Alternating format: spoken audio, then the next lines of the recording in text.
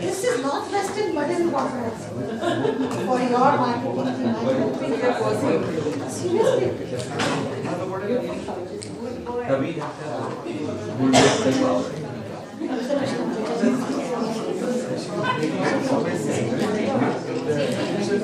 Good morning, ladies and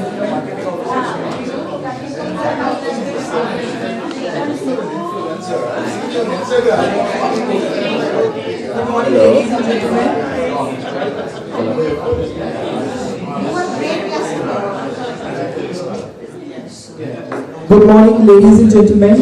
I, Parth Sarunke, take an absolute pleasure on behalf of MICA family and ICMC team to welcome you all to this prestigious conference, where we gather to explore the dynamic and ever-evolving field of marketing in the digital age.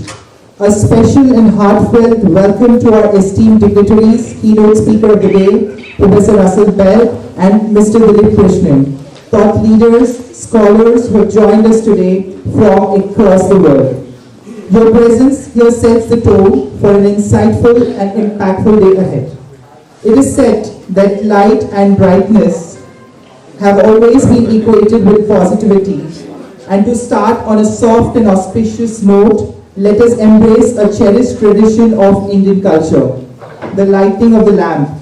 The ceremonial lamp symbolizes the dispelling of darkness and the pursuit of knowledge when we celebrate Goddess Saraswati, perfectly aligned with the essence of our conference. I now invite our esteemed dignitaries, keynote speaker Professor Bell, Mr. Dilip Krishnan, Dean of MICA, and the Registrar of MICA, Professor Shubhra, to please light the lamp.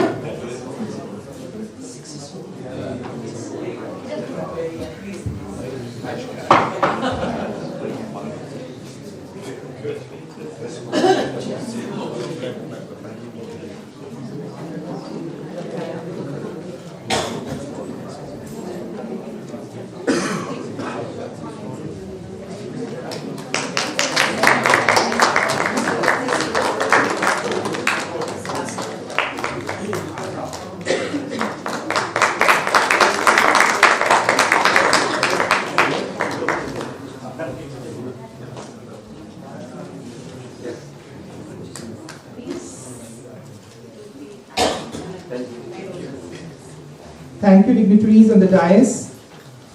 This year, it's MICA's 11th International Communication Management Conference. Popularly, we call it as ICMC. With the theme, Marketing in the Digital Age, Navigating Disruptions and Embracing Innovations. As Peter Drucker, the father of modern management, and I said, and I quote, "The best way to predict the future is to create it." This sentiment resonates deeply with our theme today. The digital age has redefined marketing, turned disruptions into opportunities and innovations into drives of growth. For instance, think how artificial intelligence personalizes customer experiences and how social media in general has transformed brand storytelling. We are not just adapting to the future, we are shaping it. And today's discussion will empower us to do so with greater agility and foresight with several scholars. And I thank our conference co-chairs, Professor Varsha and Professor Amit, Global Advisory Board members, track chairs, MICA faculty, and the entire core ICMC team for clubbing us together for such a vibrant and incredible conference. As we officially open the conference with several paper presentations and panel discussions today, it is my privilege to invite the visionary leader of our institution, Dean Professor Geeta Hegde, whose commitment to academic excellence and innovation has been a guiding force behind all the good work that MICA family does. Please join me in welcoming Dean Hegde to deliver the inaugural address.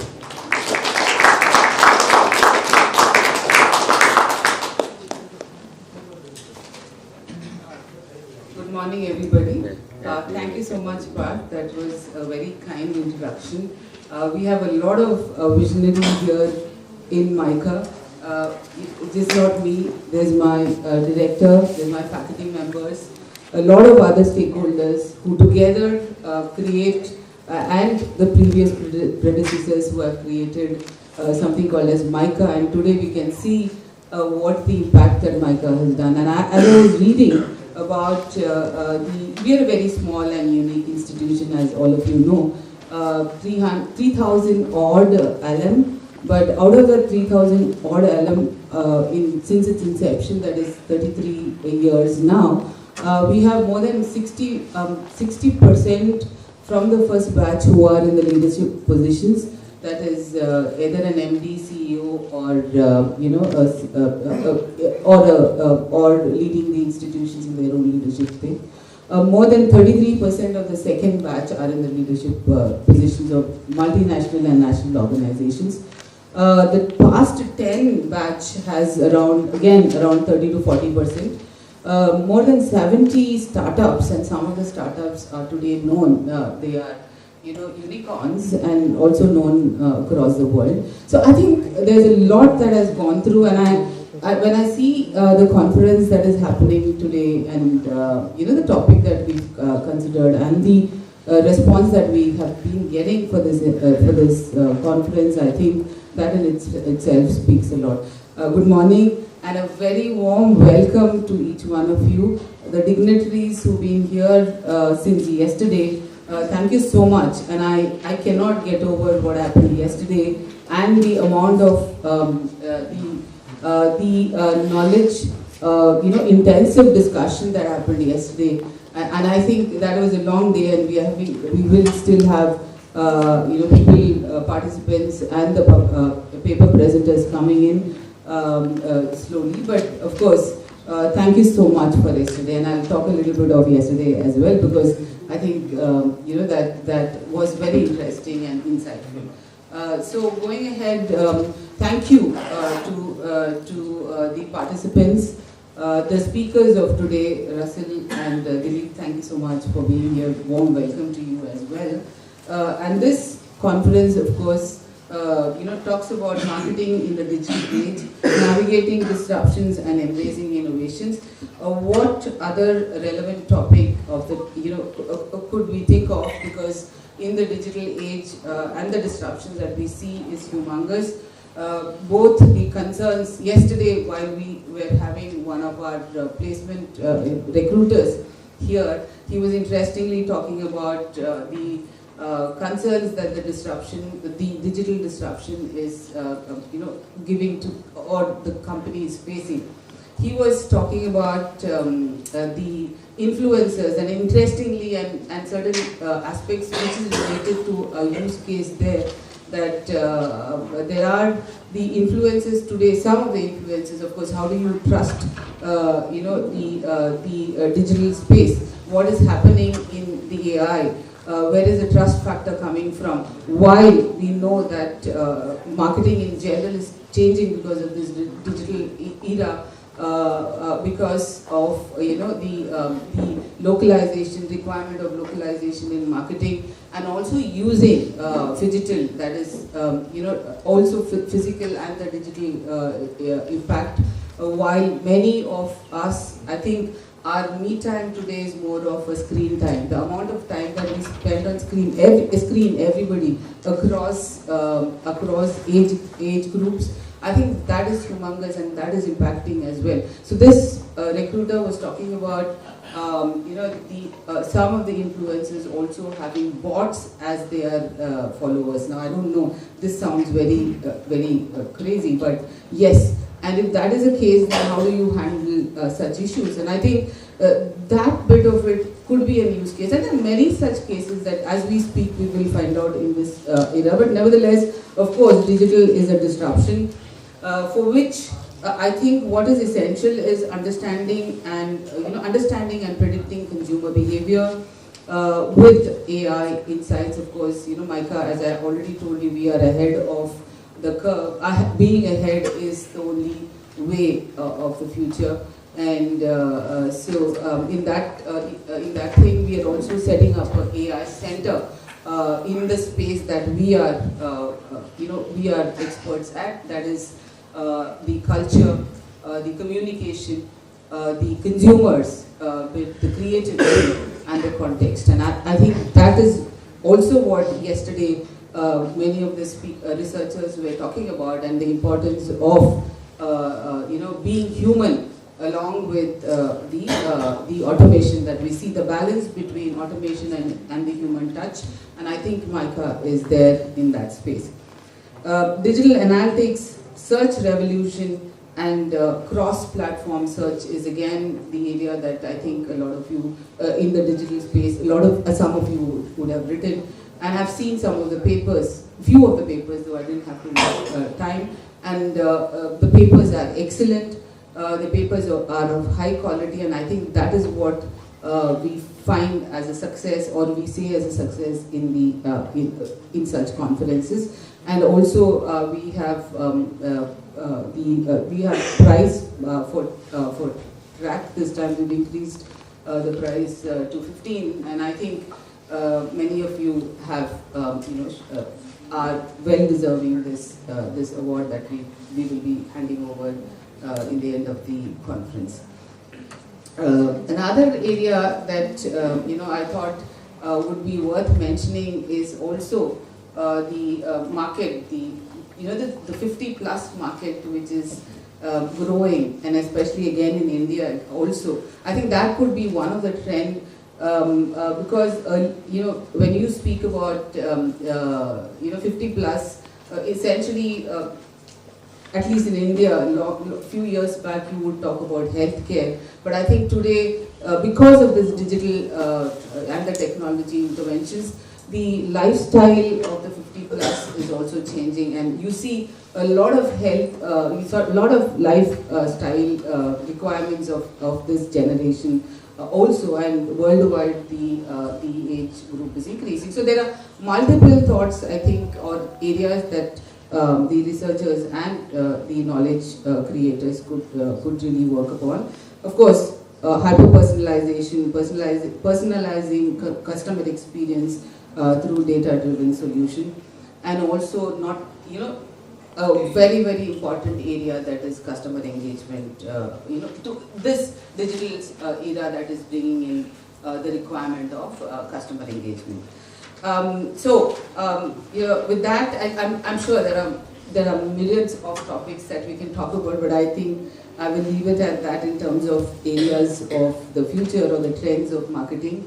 But I would like to tell you that ICMC 2025 definitely promises an enriching experience to you. As I mentioned to you, I think yesterday was a testament with the amount of insight and the high-octane discussions that happen. Thank you once again to the international delegates and the speakers. Of course, just to touch upon a few things which Russell mentioned, open mind is not an empty mind, and I think that that stayed with most of us. Storytelling, importance of storytelling in research, yes. Also, research with passion and purpose that we see with the type of publication, presentations that is there and the papers have come. Professor Krishna, where is he? He's not. Mentioned about a nice little story about a sage, but that reminded me of NVIDIA and the founder of NVIDIA, Jensen. He was telling about, he did a right thing. He named the company well. He said NVIDIA. I named it very well because in the company's name there is India. Okay, and very interesting. If NVIDIA has India in it, and for which the richest man in India responded saying that you also have Vidya there, and for international delegates, Vidya means knowledge. Okay, so NVIDIA has Vidya in it, India and Vidya in it. But he also mentioned that, as you know, the goddess, as Parth mentioned, the goddess of knowledge is goddess Saraswati. But he also mentioned that wherever goddess Saraswati is there, there is goddess Lakshmi. Goddess Lakshmi is the goddess of wealth. So I think that sage did well by saying that he opted for, if you remember, opted for knowledge as against wealth. So that if you're talking about wealth, I think wealth comes with where there is knowledge. So a lot of discussions. Thank you for yesterday. Very, very interesting. And I think this the next 2 days is going to be equally enriching. I would urge you to make the most of the platform, most of this platform, engage in meaningful discussions, challenge, as we discussed yesterday, challenge the norms, the establishment, and collaborate and co-create knowledge that will shape the future of marketing. So thank you very much everybody for being here, and we are there. We will have certain sessions of industry, also panels. We will the parallel presentations will go on, and I think for most of us we will not, it will be a difficult decisions to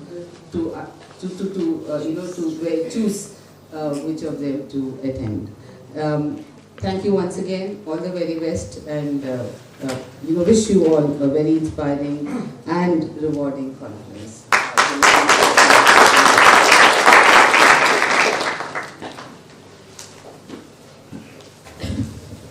Thank you, Dean Hegde, for your inaugural address. But I must admit that all this good work at ICMC was not possible without your support and without our key architects of this conference, our conference co-chairs, Professor Varsha Jain and Professor Amit Karamchandrani.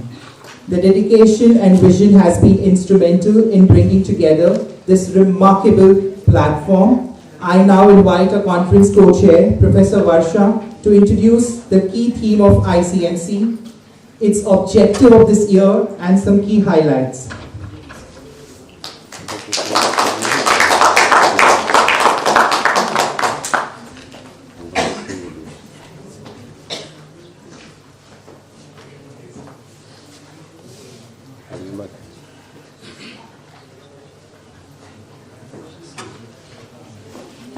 Very good morning, everybody. Thank you so much for being with us, and it's really a pleasure to see you all together coming here, because this was something that we planned 6 months ago, and it's happening now, so it's really very exciting. The whole idea, I'll give you a little background over how this theme got evolved and why we are here. So marketing in the digital age, and probably that is, everything is digital. So the whole idea is, as we were discussing yesterday as well, that it is all about disruptions, innovations, and that's why most of us are in marketing, because it always talks about different changes that are happening constantly in the marketing area. So that was one. Second is, when this actually idea was conceptualized at Academy of Marketing Science last year in May, when we were doing the conference and all the tracks and paper and editors discussions and everything was happening with all the special issues and all the accumulation of knowledge that we are working together. Now the whole point was that why this particular kind of theme, which will allow people to talk about their work into different tracks, and how this is possible, so that we can align together as co-creation of knowledge. So that's how this theme got evolved, so that people can talk about it in different ways. And then we have a lot of global academic partners, University of Washington, Surrey Business School, and Kennesaw, Sunway, then Florida State, and ECU. And thank you, Steve, for doing that and helping us. Thank you, Sian, for inspiring collaboration. And all of these that you see on my end, UCSI, Malaysia, thank you, Gary, for being with us. So the whole idea is, it's not only one person's initiative, but all of them came together And I would give all the credit to the entire team, starting from the Global Advisory Board, track chairs. I just sent them the message because no time to send emails, even they agreed to be part of the conference. So thank you so much for agreeing and helping us and supporting us throughout the process. And we are really grateful for that. So with that, we have a lot of publishing partners as well. Here we have, Australasian Marketing Journal, Psychology and Marketing, Macmillan as our publishing partner for the papers that we're going to select, and the Asia Pacific Journal of Marketing and Logistics, Global Business and Organizational Excellence. And here what I wanted to highlight is that besides that, we also have awards which are based on the tracks.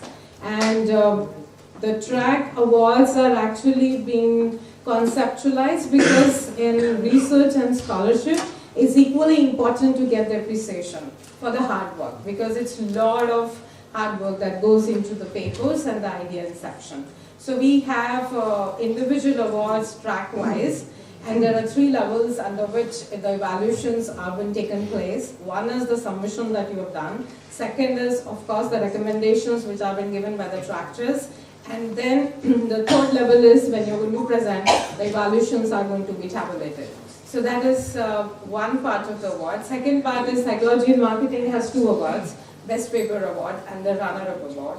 And then the other award is by Journal of Global Marketing, and that is specifically for the doctoral students. So I think those are the awards and the key highlights so that your work is being recognized.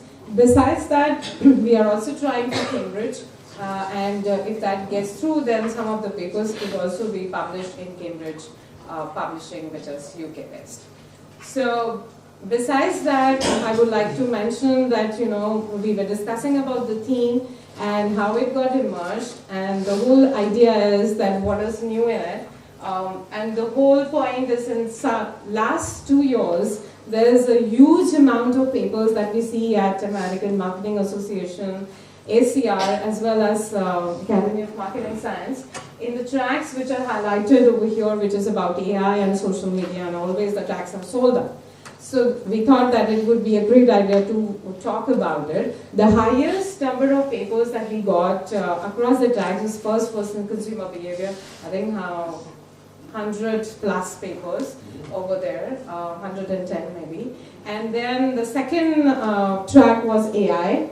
And the third, I think, was the newer technologies, AR and MR and all of that. And then sustainability. So I think that everybody asks us what are the hot areas in the marketing. I think all these areas give us a lot of directions in terms of the work. And besides that, the whole point is the conferences should be about talking, networking, learning, co-creation, as well as the kind of collaborations that are in there. And yesterday, of course, we had distinguished speakers who spoke about every aspect of research, which is what I mentioned yesterday, that how it got conceptualized and until the publication, the whole process from the editors, because it's not an editor panel where we're just discussing for 5 minutes, talking about the journal and stepping out. So I think that was really very helpful. So thank you so much, everyone, for being part of that process, because we really want to build marketing area as a more inclusive discipline all over the world. And then we have for all the advisory members, 3 of them, they are with us, Steve, Russ, and others. Thank you so much for being with us. The whole ideation, conceptualization was a constant process which we actually dealt with all of them, and they were all very responsive in terms of helping us conceptualizing everything that you see over here, because it is all about their expertise, their experience all over the world, which you see Australia, US, UK, everybody coming in and helping us to conceptualize the way you see the conference now. So thank you so much for being with us. And then we have the track chairs coming from all over the world again, France, UK, Dubai, and India, of course. So you see the representations from all over the organizations and institutions, because it is a very humongous task, starting from getting the papers, reviewing, and ensuring that it is of high quality across all the tracks. It was quite a humongous task, and I really appreciate all my track chairs for helping us in the entire process. So we are grateful to all of them in terms of the help that they have provided us. And of course, as I was mentioning, the sustainability part as well. Thank you, Sihan, for helping us with that track as well. So I really appreciate everybody's effort over here. And now the highlights. So basically, we had 352 submissions within 67 days. With 30 global submissions, acceptance rate was around 69%, which is more or less equivalent to AMA and Academy of Marketing Science conferences. Authors registration, if I had to tell you, it is 246. Participating countries were around 7, and participating institutions are 102. So this is something which we tried to implement in terms of the South Asian market, which is what we were discussing yesterday with Gary, that this is the spot where I think is very much needed, because we have all the American conferences, European conferences. We need something over here as well, because there's a lot of scholarship which is emerging from a country like India. So this is the representations that you see worldwide in terms of the map, that these are the countries who are actually coming together and representing all the kind of knowledge and the ideas that will be shared by you in the next 2 days, today and tomorrow. So we really appreciate all the authors, because without you all, it was impossible. So thank you so much for being so participative and active and energetic in terms of being with us at the conference. We really appreciate your efforts. And probably the next thing is we have 6 panels. 3 book launches we will have, and then meet 2 editors, because that's equally important, what people are thinking and how you're producing the knowledge. Paper presentations, 149, online 12, and then we have the poster presentation. The whole idea is that we don't want to reject anybody's work, and we've been discussing since yesterday that it's not about the rejection of an idea, it is about the suitability of an idea which has been portrayed in that format, which has been required at different levels of iterations that we do in scholarship. So probably for the paper presentation, again, we never wanted to reject. That's why we, on the basis of assessments, all the quality checks which were happened by the trackers, we also decided that we should go for a poster presentation so that people can actually present their ideas and develop it further for the papers. So that goes with those numbers. And then the last part is about how it would look like. So as we are welcoming you all now, then we have the panel discussions, book launches, and then we will have, we also thought that it's okay to also have a lot of networking spots, which is also important for the conferences. So today we will have the live music, and then you can network, you can co-create knowledge, discuss your ideas with different people. And then tomorrow, again, we will have the panel discussion, book launches, and the closing ceremony, and of course, the very important aspect, which is the awards. And we are eagerly looking forward. I really appreciate each and every one of you for being with us, for helping us in this short time period and making it a grand success. So thank you so much for being with us.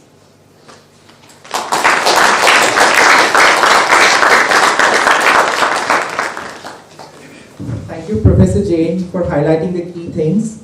But I think you forgot one thing, was to handle 352 submissions was a huge task for our team in just 2 months. So now we move to our keynote session. Our first keynote speaker for the day needs no introduction, but again I will introduce him, Professor Russell Bell from Academia. I take this opportunity to introduce, he's a York University Distinguished Research Professor, Royal Society of Canada Fellow, and Crafts Food Canada Chair in Marketing at Sulich School of Business. His research involves, we all know, is about extended self, meanings of possessions, collecting, gift giving, sharing, digital consumption, and materialism. This work is primarily qualitative, and we get inspired by you, Professor Bell. It's often conceptual, visual, and cultural. Of course, you are the initiator of CCT as well. He co-initiated the Association of Consumer Research Film Festival, the Consumer Culture Theory, the Consumer Behavior Odyssey. He's the past president and the fellow in ACR and has over 800 publications. He has received numerous research and teaching awards, including SHAPE, JCR Award for long-term contribution to consumer research in 2005. In 2012, a volume compendium with discussion of his work was also published in the Sage Legends in Consumer Behavior series. In 2023, he received an honorary doctorate from University with Frestrip in his honor. I welcome Professor Bell to share his insights as a keynote speaker and challenges to inspire us.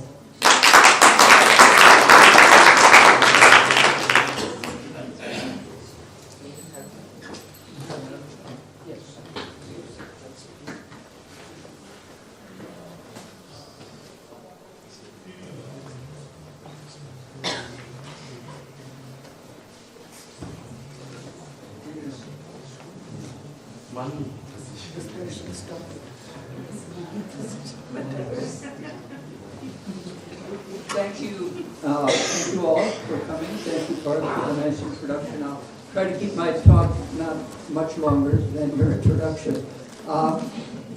Thank you. So what I wanted...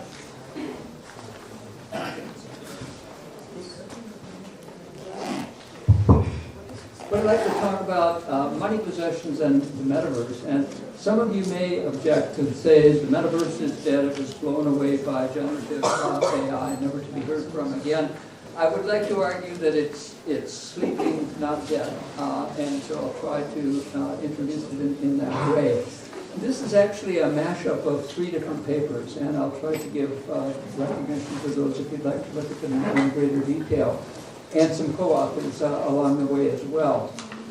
So some preliminaries. I'm going to start out fairly concrete and become more abstract at the end of the talk. But the metaverse, as you may know, is a 3-dimensional space. It's a virtual reality and potentially augmented reality space as well, and we'll look at some images of it in just a moment. But monies in the metaverse are basically cryptocurrencies that it's hard to buy in without at least converting your money to a cryptocurrency. And these currencies are like fiat monies that the governments of the world issue, which is to say they're fungible. 1 rupee is as good as another, $1 is as good as another, 1 Bitcoin is as good as another, and interchangeable. In terms of possessions in the metaverse, these are non-fungible things, whether they're NFTs, non-fungible tokens specifically, or not. Each one of them is unique. They're not interchangeable with one another, at least not directly. And they include things like avatars or skins, their appearance. What I would call unreal estate because it's virtual. And also digital art, collectibles, things that became very prominent during COVID. During 2020, 2021 was a big boom period. But it also includes tangible things, tangible art, groceries. Walmart has a metaverse presence right now. And they're not selling things yet, but they're trying to familiarize us with the virtual metaverse, the virtual Walmart metaverse. Non-fungible tokens I mentioned a moment ago, and we'll look at some of those. And the key is that these things, all of these possessions, are registered on the blockchain, which means that they're potentially interoperable. You can take them from one platform to another, and so your avatar, for example, can follow you across platforms. Now, back when then Facebook changed its name to Meta, Mark Zuckerberg had a 90-minute presentation on his image of the metaverse. And arguably, he's a neo-colonialist. He was colonizing or attempting to colonize virtual space. And you can see La Tour Eiffel, the Eiffel Tower here, and Sagrada Familia in Barcelona. These are parts of European heritage, but in the virtual world, Mark Zuckerberg, with this dorky avatar, which he's since changed, was trying to say this is my empire, basically. Now, here's another metaverse. This one is called, I should really say, was called Creta, And there's some non-player characters in the foreground here, but the others are represented by real people. And you can have a conversation with them, you can interact with them, you can see that they're doing spatial computing and playing in various ways in this space. And it's a little more interesting potentially than Mark Zuckerberg's image of the metaverse. But Meta bought Creta and shut it down, as IT companies are prone to do, buying up the competition. But let me give you another example. This is a land in Decentraland. This is their Vegas city. And this is a more of an adult playground. You can see adult only here, dirty. They're actually going to have a virtual red light district as well as the plan. I'm not sure how much fun it's going to be for your avatar if you have sex in the virtual world. That's the opportunities going to be there. Just to show the potential impact of the metaverse, Travis Scott had an online concert for 5 nights. And in those 5 nights, you can read these statistics, he had 12 million plus people that were there watching the concert in real time. And also had a big social media presence. He had a deal with Nikes. He wore a different pair of Nike Jordans each night. And together, he had something like 5 times the impact of all of the 2023 Taylor Swift people that were in attendance at his concert. So it's a real thing, potentially. There's some questions of how you scale up to this level to have everyone in real time, but those are potentially solvable issues.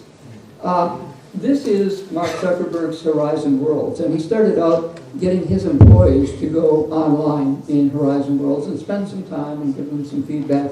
They went and spent about an hour and never went back. It simply was not a very fascinating world. He then gamified it and gave people some virtual merchandise and so forth to be there, but not a big thing. But you can see the image here. They're playing air tag, they're flying around, having a good time, and they're not just, you're not just driving these avatars with a mouse or some other digital device. They're actually replicating your facial expressions, your arm movements, and so forth. And so, in a very real sense, they are you. It's a much greater opportunity to project your extended self onto this platform than simply driving a mouse around in a virtual world, another virtual world. This, however, is an image on the left-hand side of Meta's Horizon Worlds as it actually exists. And you can see the arm movements, the facial movements, but these people aren't going to have much fun in Vegas World because they have no lower torso. For a while, Microsoft Mesh attempted to have a virtual world as well, and they have a little bit more lower torso, but if you look carefully, the arms don't connect, the hands don't connect to the body. There's no arms involved here. So there's some problems in operationalizing this.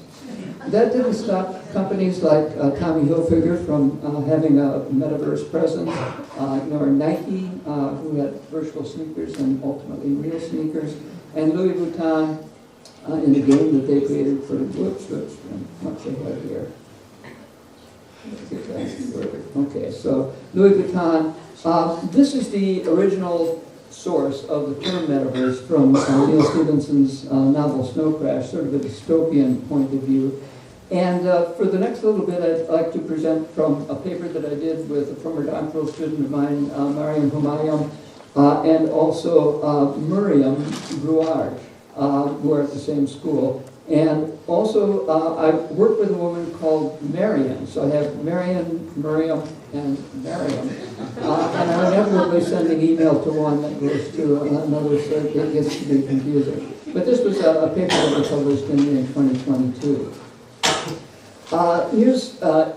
This is in Roblox. This is Gucci Gardens. And you can see here some of the things that they're selling online. And also some of these things are represented in their stores, sometimes at lower prices than the virtual goods. But just some statistics. Virtual real estate was worth more than $1 billion already in 2022. Snoop Dogg had a plot of land that he bought, and someone bought the plot next door for $500,000.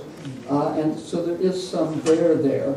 What we're talking about is a three-dimensional world. You wear a headset of some sort, or in coming technology glasses, and you get to have a real experience with real people once again, as we saw with Creda. But potentially you also have sound, three-dimensional sound, and smells potentially as well, and tactile as well, which may make that Vegas world more appealing. But haptic bodysuits, for instance. There's also distributed ownership. If Bitcoin has a hack or a meltdown, there's no CEO to come on and to do PR for Bitcoin, because there is no CEO. It's distributed among all of the Bitcoin owners. And so that's a unique feature. Many now earn their livings in the metaverse.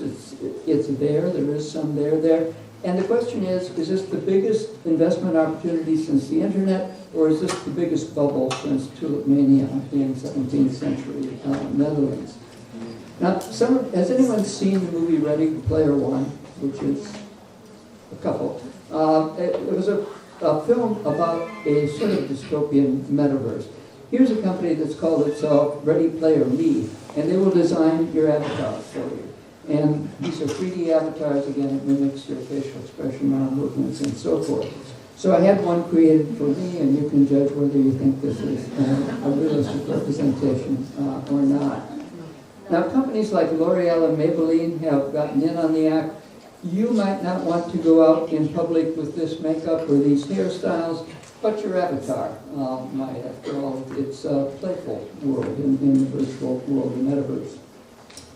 Now, as advocates see Web3, another term for the technology behind the metaverse, this is the future of all of our business, trade, entertainment, shopping. We're going to spend a large part of our day there. Your 3D avatar will interact with others. And as Mark Zuckerberg explained, it's going to be $180 billion investment and 10,000 jobs over the next 10 years. At least that was his vision before he switched his emphasis also to AI. So let's switch back to NFTs. What do you get when you buy an NFT? And this was a big potential bubble in COVID times, 2020, 2021, and the prices collapsed in early 2022.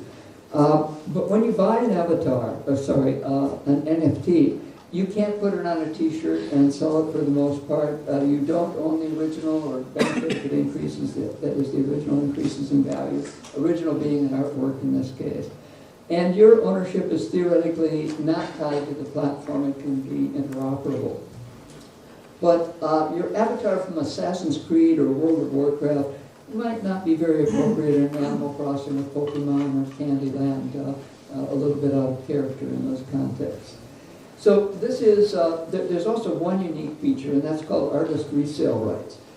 If you are an artist, you don't normally benefit if the value of your artwork down the line escalates because you've already sold it. In this case, you might stipulate artist resale rights typically at 10%, so that if it's resold, you get a portion, 10% of that increase in value. And so it's another source of revenue for artists potentially. Now, when you have full ownership of something, you can manipulate it, you can modify it, you can exclude others. They need your permission to participate in this, let's say, real-world artwork. But with a non-fungible token, you can't do those things. It has limited or fractional ownership, fractional property rights. And so I would argue that when you have fractional property rights, you feel a diminished sense of ownership and a diminished sense of attachment. Certainly diminished legal property rights. And you know, psychological possession, if you were in a classroom and you happen to sit in these seats every day, they're not assigned, and someone one day is sitting in, quote unquote, your seat, you feel that they're infringing on your property. That's psychological ownership.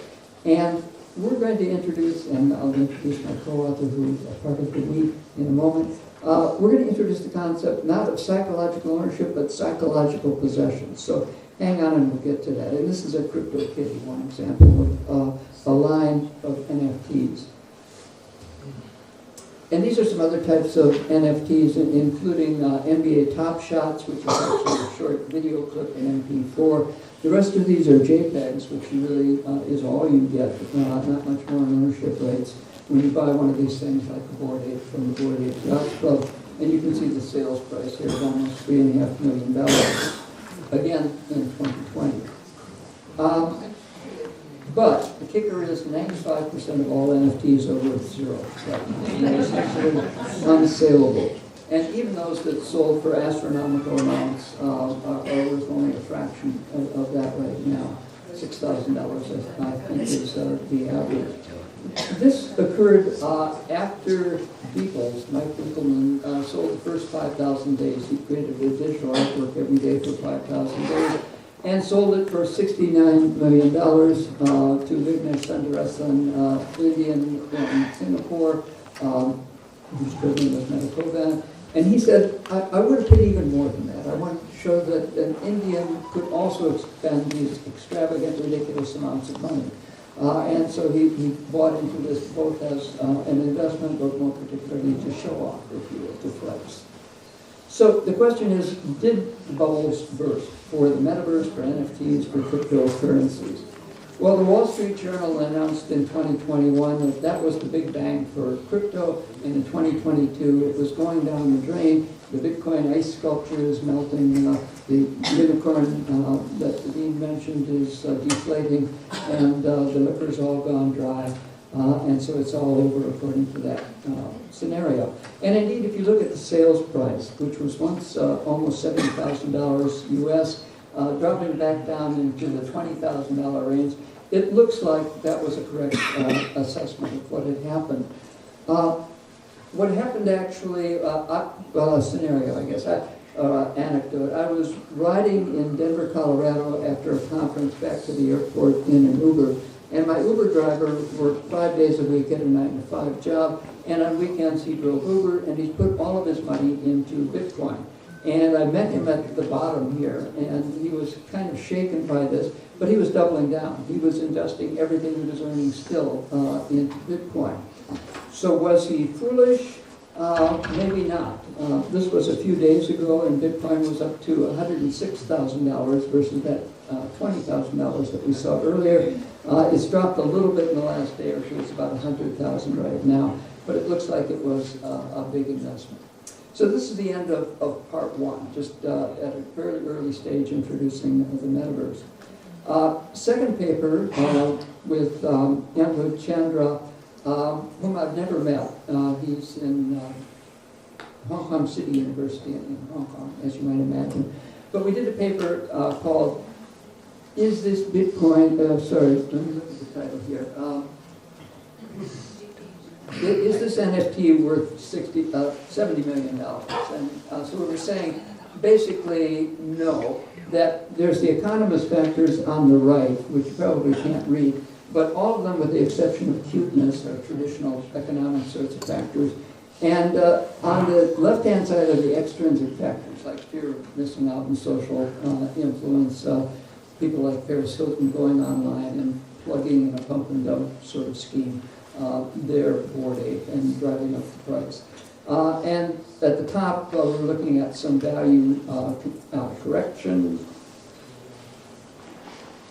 value correctors, yes, and at the bottom, some value destroyers. So anyway, I won't go into the details here, but this was the paper that we wrote, and I think it's just being published right now. So the question is, why pay so much for so little? Here I'm introducing another paper. I got an email from someone at IIM Nagpur, and he was introducing something from the world of art and art historians' evaluations. And the emphasis was that art is all about the idea. That like in the middle-aged craft guilds, you can do the outline and then the people that are in the guild can do the details and flesh it out. And so this sort of phenomena is something that we saw happening with art, but it made a connection for me to NFTs, that NFTs are also sort of an outline of something, almost a mirage, if you will, as opposed to the real thing that is being replicated in this JPEG or MP4. And so this is the start of introducing the idea of conceptual art, and a particular type of conceptual art is called landscape art. This one is in the Great Salt Lake in Utah, and it's called Spiral Jetty by Robert Smithson. And he rented this land in perpetuity. He got a grant, and he hired dump trucks to come out into the lake and dump some limestone and basalt in this particular pattern. And this is something that no one could possibly own. It was not meant to be a saleable work of art. It was meant to be a public landscape mark. And what we're arguing in essence, and I'll flesh this out, is that now that you've seen this and you know about it, it's a psychological possession. Or in the words of Lawrence Weiner, who is a conceptual artist, once you know about a work of mine, you own it. There's no way I can climb inside of somebody's head and remove it. If you have Spotify, and it's oftentimes listened to in the background, you hear a tune and it kind of has an earworm and it sticks with you, that's also a psychological possession. If you hear a talk like this, if anything sticks, that's potentially a psychological possession. It's something that you don't legally own, but you possess it. It is a part of you until you forget it, which will presumably happen eventually. Let me give you some other examples. There was a French artist, Yves Klein, who in the 1950s rented a gallery, and he sold tickets to the opening of his show. And he called this zones of immaterial, pictorial immateriality. And when the people with these tickets came to the auditorium, the warehouse, they opened the door and there was nothing there, nothing at all. So all they had was their ticket stubs. And they collected those at the door. But he also sold this experience. He sold it 3 different times because he had 3 different shows for 20 ounces of gold, of fine gold, like in India. And so people that bought it would get one of these certificates. And it was a registered certificate. One of these recently sold for $3.2 million. So this is potentially worth something, although they didn't necessarily know that at the time. But he had one more stipulation. He said, if you will take this receipt and burn it in front of an art historian crowd so that they can all see that it's being burned, I will put half of the gold that you've given me into the Seine, into the river in Paris. And so you can see here, this is a novelist who had bought one of these certificates, and he's destroyed it, he's burnt it, and each time is flaking off the flakes of gold and putting it into the rivers. So that's another example of potentially conceptual piece of art. Here's a couple of other examples. The top one is by a German artist, Max Risch, and he sells pixels. They aren't pixels that is are a part of something where 2 lines intersect and you own that particular particle, which is another thing. But he's just selling pixels. You can buy a red one or a green one or a blue one, purple one. And he also has, he's kind of cheeky, he has an invisible one, in which case your slide that shows what you bought is just black. You have nothing to show for it, basically. You may have heard of an Italian artist, Maurizio Catalan. He was in the news recently. I'll explain that in a moment. But he rented an art space, a gallery in Art Basel in Miami Beach. And he took a banana, a real banana, and used a piece of duct tape to tape it to the wall, and he sold it for $120,000 US. And so he went to the store, bought another banana, taped it up again, sold that for $120,000. He did it a 3rd time, and he raised the price to $150,000 in that case. But before he could sell it, another artist came along, peeled the duct tape off, and ate the banana. This may sound like a scam, but recently Maurizio has coined an NFT.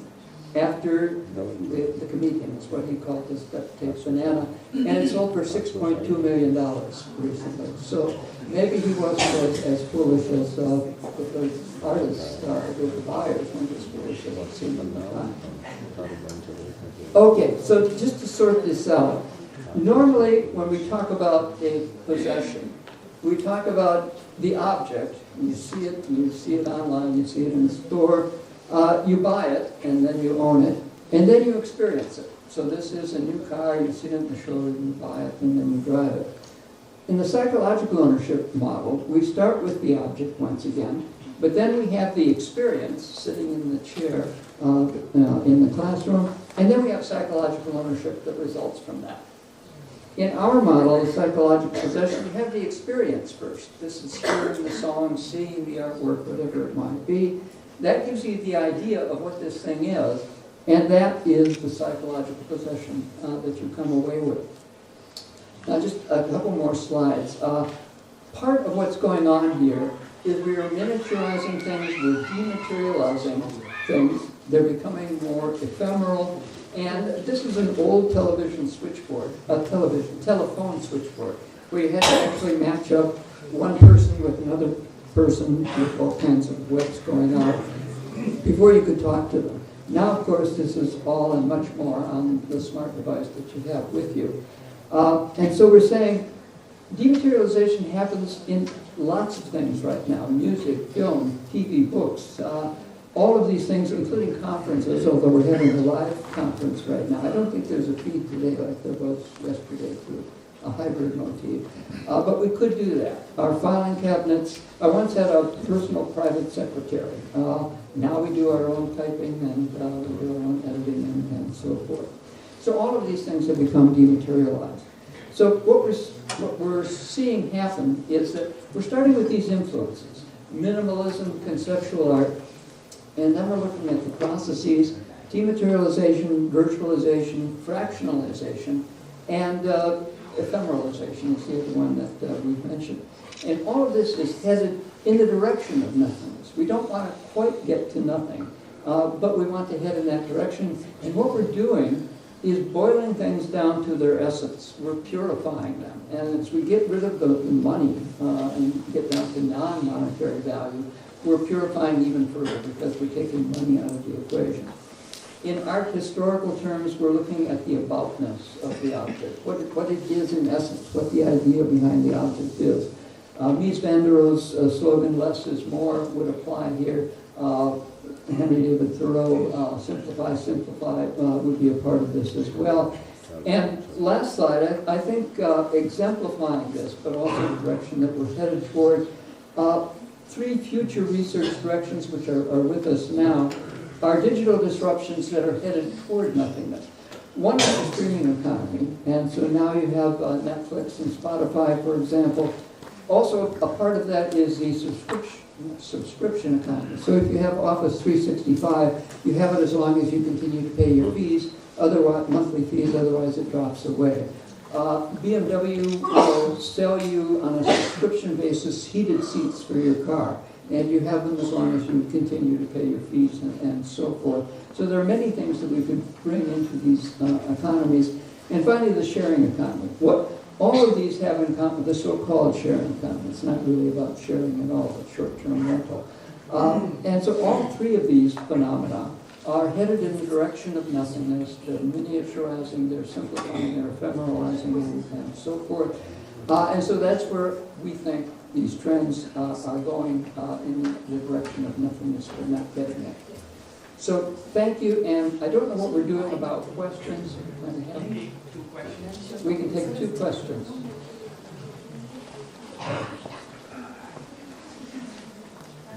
Yes. Iris, thank you so much for your presentation. In the last slide, you talked about the future research direction. How do you differentiate between the streaming economy and the subscription economy, where Spotify still comes into the streaming economy? Yeah, they oftentimes go together, but if you're doing something like the BMW heated seats, you're able to subscribe to that, but it's not quite streaming to you. Like Tesla, they're able to download upgrades, make your car faster and more fuel efficient, and so forth. So they're potentially separable, although you're quite right that oftentimes they do go together.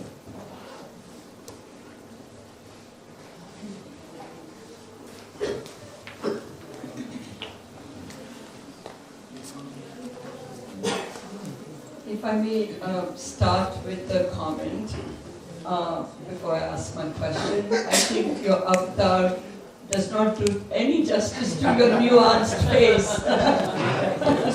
So if I had the right to tell you whether you should use it or not, I would say don't use it. But I don't have that right.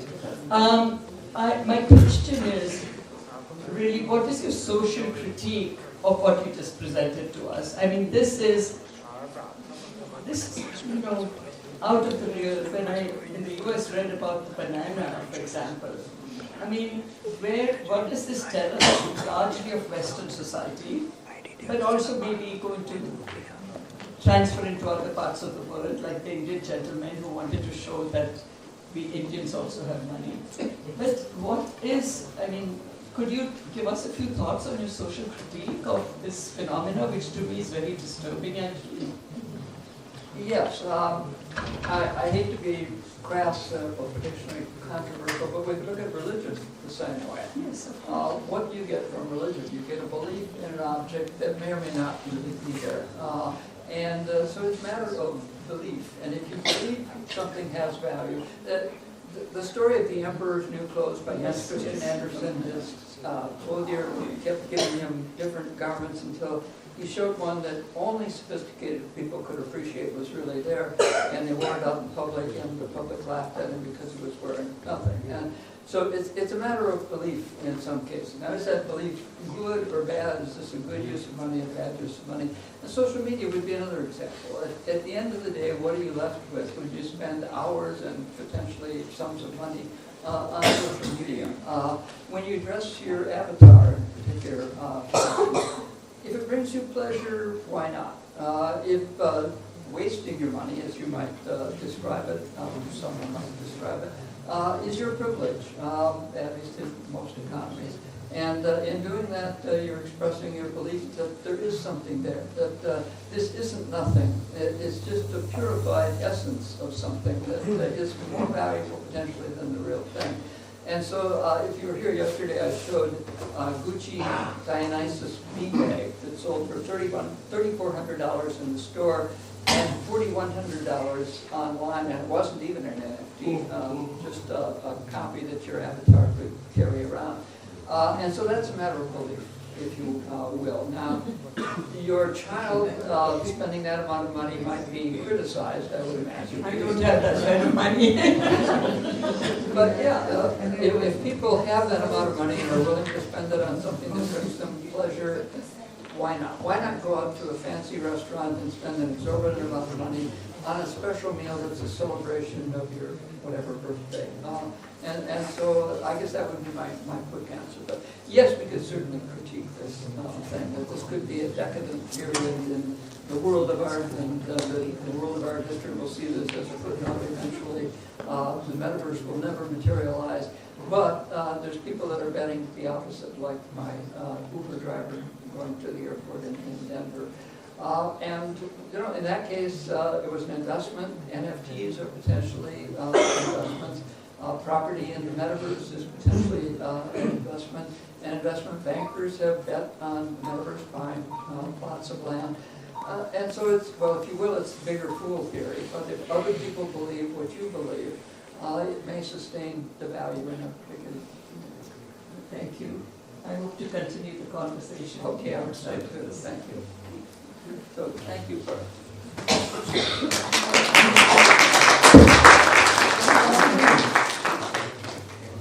Thank you so much, Professor Bell, for your insights and possessions, materialism in the new age, and introducing us to the psychological possessions too. I invite our Dean to please give a token of gratitude to our keynote speaker, Professor Bell.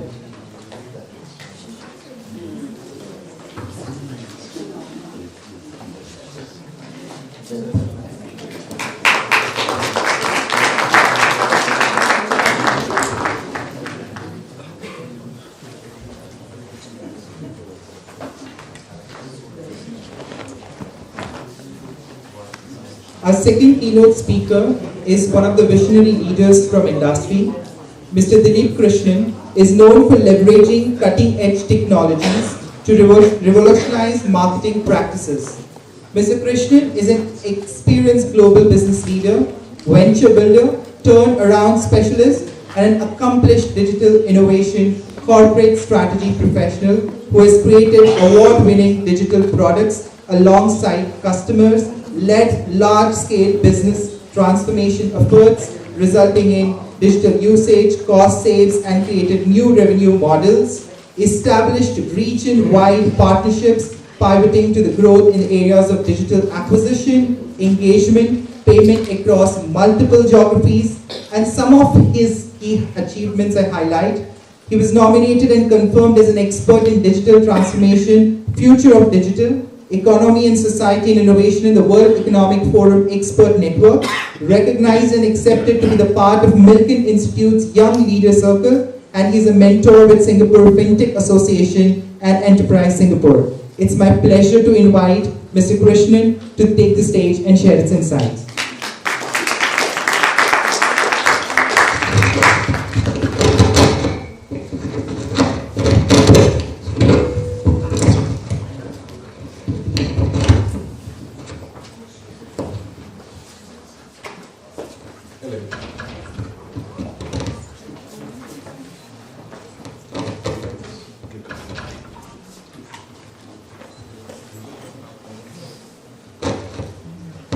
Good morning, everyone. Very engaging session, Professor.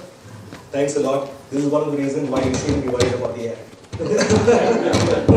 Because so the social critique angle that you brought in, those are things that AI will have a tough time learning. I'm still worried, how do I train the banana? Is it a fruit and heart and whatnot, right? So it's going to take some time, of course.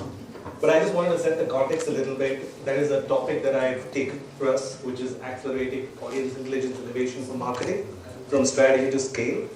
But I'll just touch a little bit about AI. Everybody's been talking about AI, right? Artificial intelligence everywhere, predictive, generative, you name it. Is it overhyped? My personal opinion, it's underhyped. It's underhyped to a large extent. And I'll tell you why, right? This has been forever. This discussion has been forever. I'll just start with a little bit of a, sorry. Yeah. All right. So I'll just talk about a little concept about economic singularity. Then I'll touch a little bit about what's the fundamental and transformative platform shift in marketing that's happening right now. Scalable gatekeeping and value unlocking, that's another thing that I'll talk. And then efficiency, fundamental redesign and scaling. And then the triumvirate of intelligence, distribution and content. So why do I put this together, right? This is a framework of sorts which I've personally benefited out of when I've taken certain products to market. So which is why I just thought we'll put this together and then put it out here. So I was talking about why is it important for some theses to be there, right? I'm sure most of you guys will recognize some of these names. John von Neumann, I.J. Good, Werner Winch, and Ray Kurzweil. If you haven't read this essay, I would strongly urge all the students, teachers, anybody for that matter, right? Just read this again. And I want us to highlight it again for you, all of you guys. One is, let an ultra-intelligent machine, again, this is done in 1966, right? Be defined as a machine that can surpass all the intellectual activities of any person, however clever. Since the design of machine is one of these intellectual activities, an ultra-intelligent machine could design even better machines. There would be then unquestionably be an intelligence explosion, and the intelligence of human would be left far behind. Yeah, so this is important for all of us to know, and this is not new, like I said, right? It started off way, way, way back, all of us. And like Madam was quoting, knowledge is power. So we all understand that. And what happens when there's intelligence explosion? What happens when intelligence is easily available? Some of these models have become extremely good at reasoning, writing, and going forward maybe psychological possession, psychological thinking, you never know, right? So those are the things that we should be aware of. This is one thing that I wanted to talk about, how this economic singularity is going to matter a lot for us, and how do we sort of put our thinking hats on top of it, right? So this is one point. Again, I will just pause at different parts of this presentation. So just feel free to ask questions, just raise your hands. Yeah, we can make this very interactive. So next, this is the fundamental and transformative platform shift in marketing. So what do I mean by that, right? So tech industry has been moving in waves. We all understand this. Mainframes to PCs to web open source to smartphone clouds to generative AI. Every 10-15 years, this new platform shift has happened. And this has sort of reset the tech industry again and again and again. When it resets, what happens? It moves faster. It moves much more efficient. It moves way ahead of where it is, or rather leapfrogging in certain cases, right? In some use cases. So this one we should be very, very cognizant of. So which is why. So how is value captured in the platform shift, right? If generative AI is a new platform, this is the pattern of how new platforms work. So I was observing what you were trying to talk, right? So how is value being? Why do you pay value? Pay for value, right? So one is convenience, cost savings. It needs to come up with something or the other, right? Only then you pay for it. You pay for it. So here, how do I actually capture this value in the platform shift? If I'm the incumbent, I make it as a feature. So I'm the startup, I unbundle it. And sometimes the entire nature of the market changes. And this is potentially that opportunity where the fundamental shift happens. It completely resets everything for us. Yeah? I'll just take a pause here. Any quick thoughts, comments? Yeah? I just want your thoughts and maybe with Russell, the difference between price and value. Yeah. Because what you've been paying for in all those articles is price, hoping to find and fetch value which is more than what you're paying for. Exactly. Yeah. So which is why I was saying, yeah, Professor, you have some thoughts on it. You know, it's shifting how we create value as well. That the people that are buying Bitcoin, for example, or the cryptocurrency, are looking not for an investment for a good retirement, but rather for something that is speculative that may increase dramatically in value as Bitcoin has. And so that's a new ideology of generating wealth, generating monetary value based on belief and based on not necessarily intrinsic value, but maybe extrinsic factors as well. It's a short answer. Yeah. So So I've got thoughts in terms of that, right? One is value creation, value retention, and value enhancement. So two, three different ways of things, right? With AI, there is an opportunity for creation, for retention, and enhancement, which is what I feel as, right? So in this case, you are finding a value, you're figuring out the value speculatively, like you said, speculatively thinking it could express some value over a period of time. So that's the one part, right? In Metaverse, again, just to pull that thread a little bit longer, what's happening now is decentralized physical infrastructure, we call it DeepIn, so from industry, right? So DeepIn has become phenomenally well. What it means is, you all understand buy now, pay later. This is the concept of you buy now and pay never, right? So what it means is, as individuals, say for example, I have a mobile network that I want to build, I can sell the mobile router to you, you create that infrastructure. That multiple companies now right now working in the US, it's coming to Singapore, etc. Right? It's happening right now, which is a good use case. And sometimes Metaverse is always misunderstood because from a segmentation standpoint, there are gamers who love it, right? They spend a lot of money on it. Most of the times when you don't know the answer for certain things, you say, this is not for you. I don't want to sell it for you, right? So specifically Metaverse is like that, something like that. But of course, it will mature. It will mature over a period of time.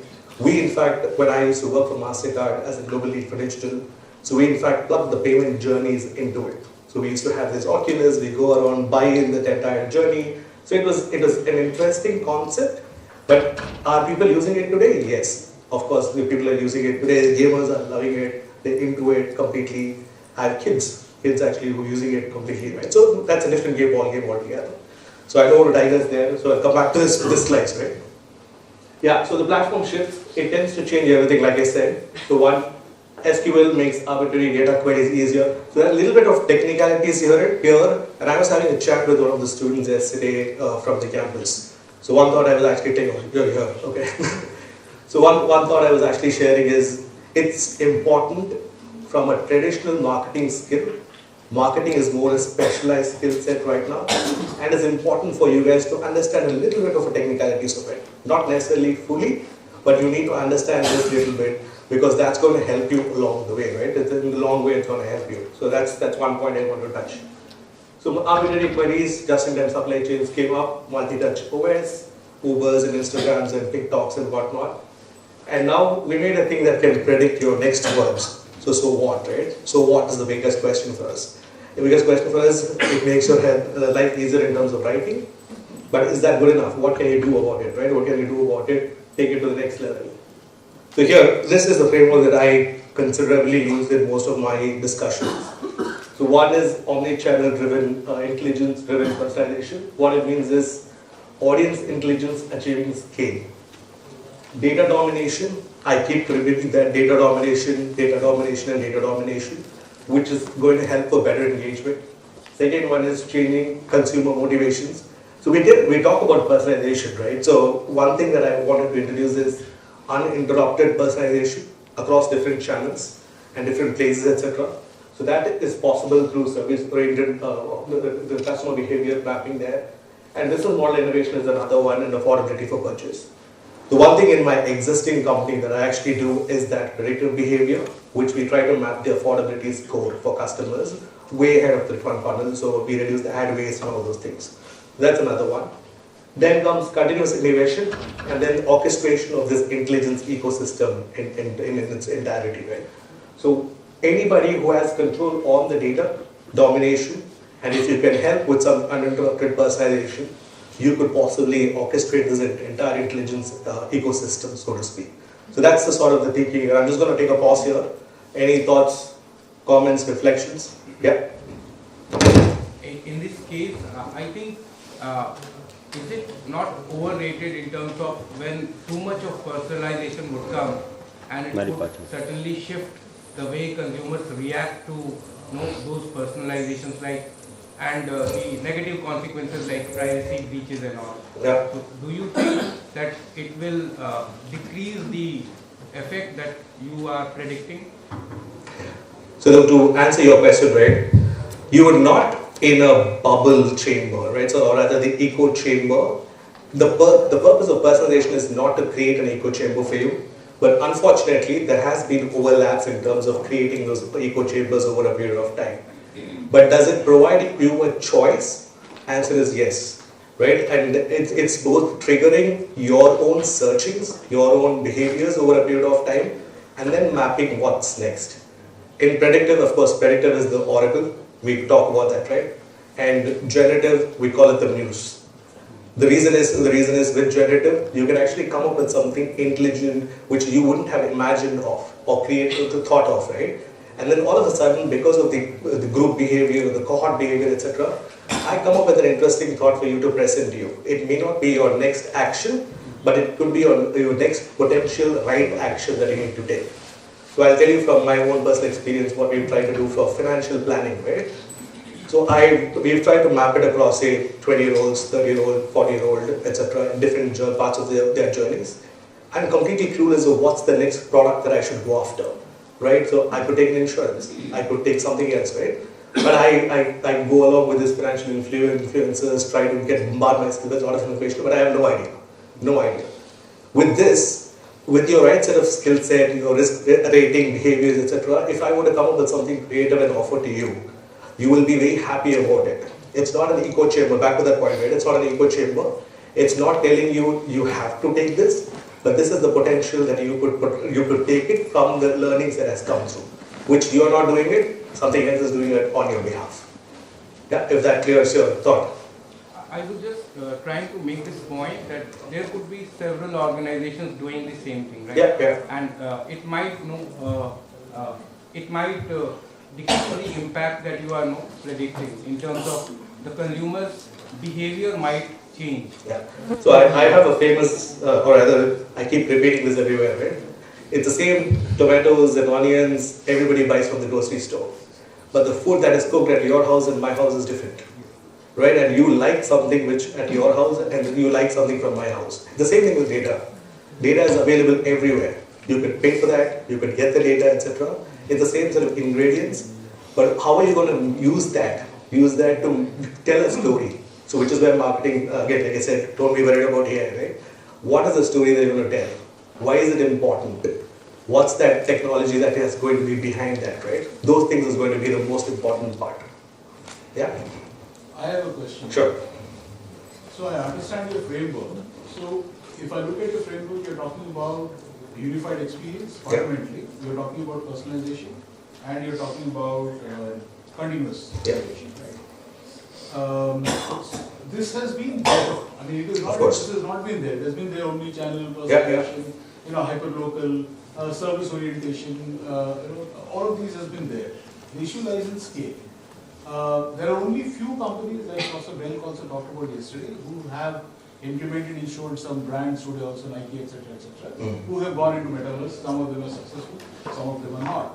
The issue comes especially in scale. Everybody has data. Social media is everything is there. But then how do you extrapolate this conceptual framework or framework, whatever you call it, into the scale part of it? Yeah. Because that is where fundamentally firms fail. Exactly. Yeah. So that is not coming out from this framework. I don't know whether it makes sense.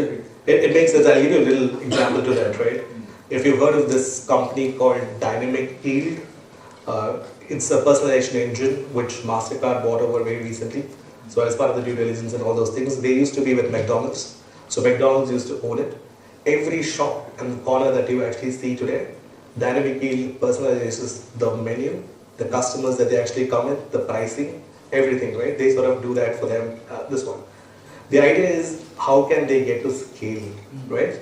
So Dynamic Yield takes that information, uses that crunch, pin code level, with customer level, you name it, right? That way, they're able to achieve that scale over a period of time.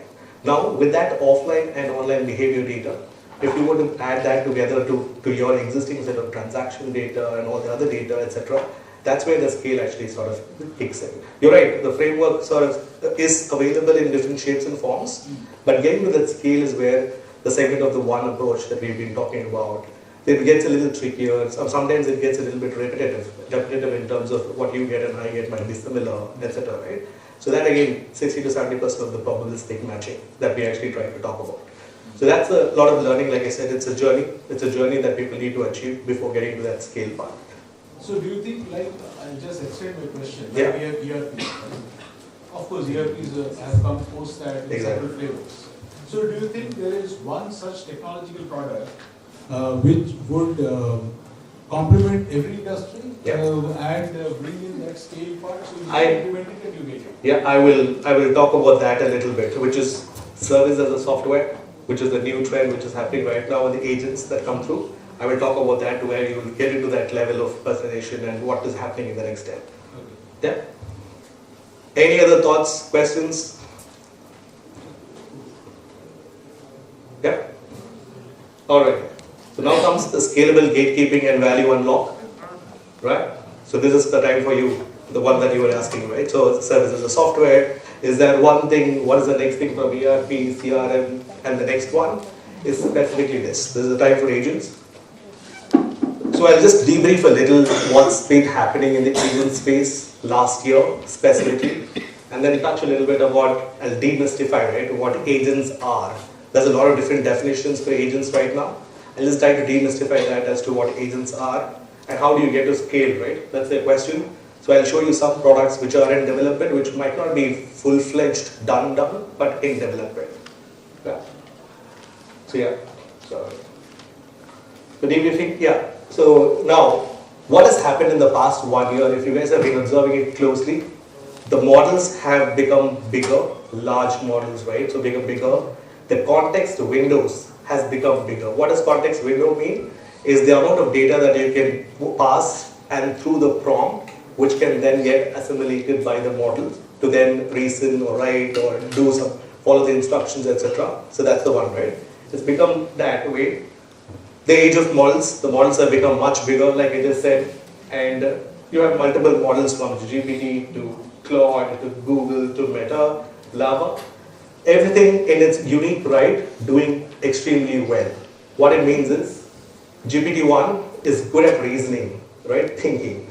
it can come up with a very structured way of why did I even think about such an answer. So if you were to ask, why did you value the banana at a $6 million? I'm sure it's come with some random theory. Can you hear me? Yeah. It'll come up with some random theory, but at least it'll be very structured, right? Reasoning.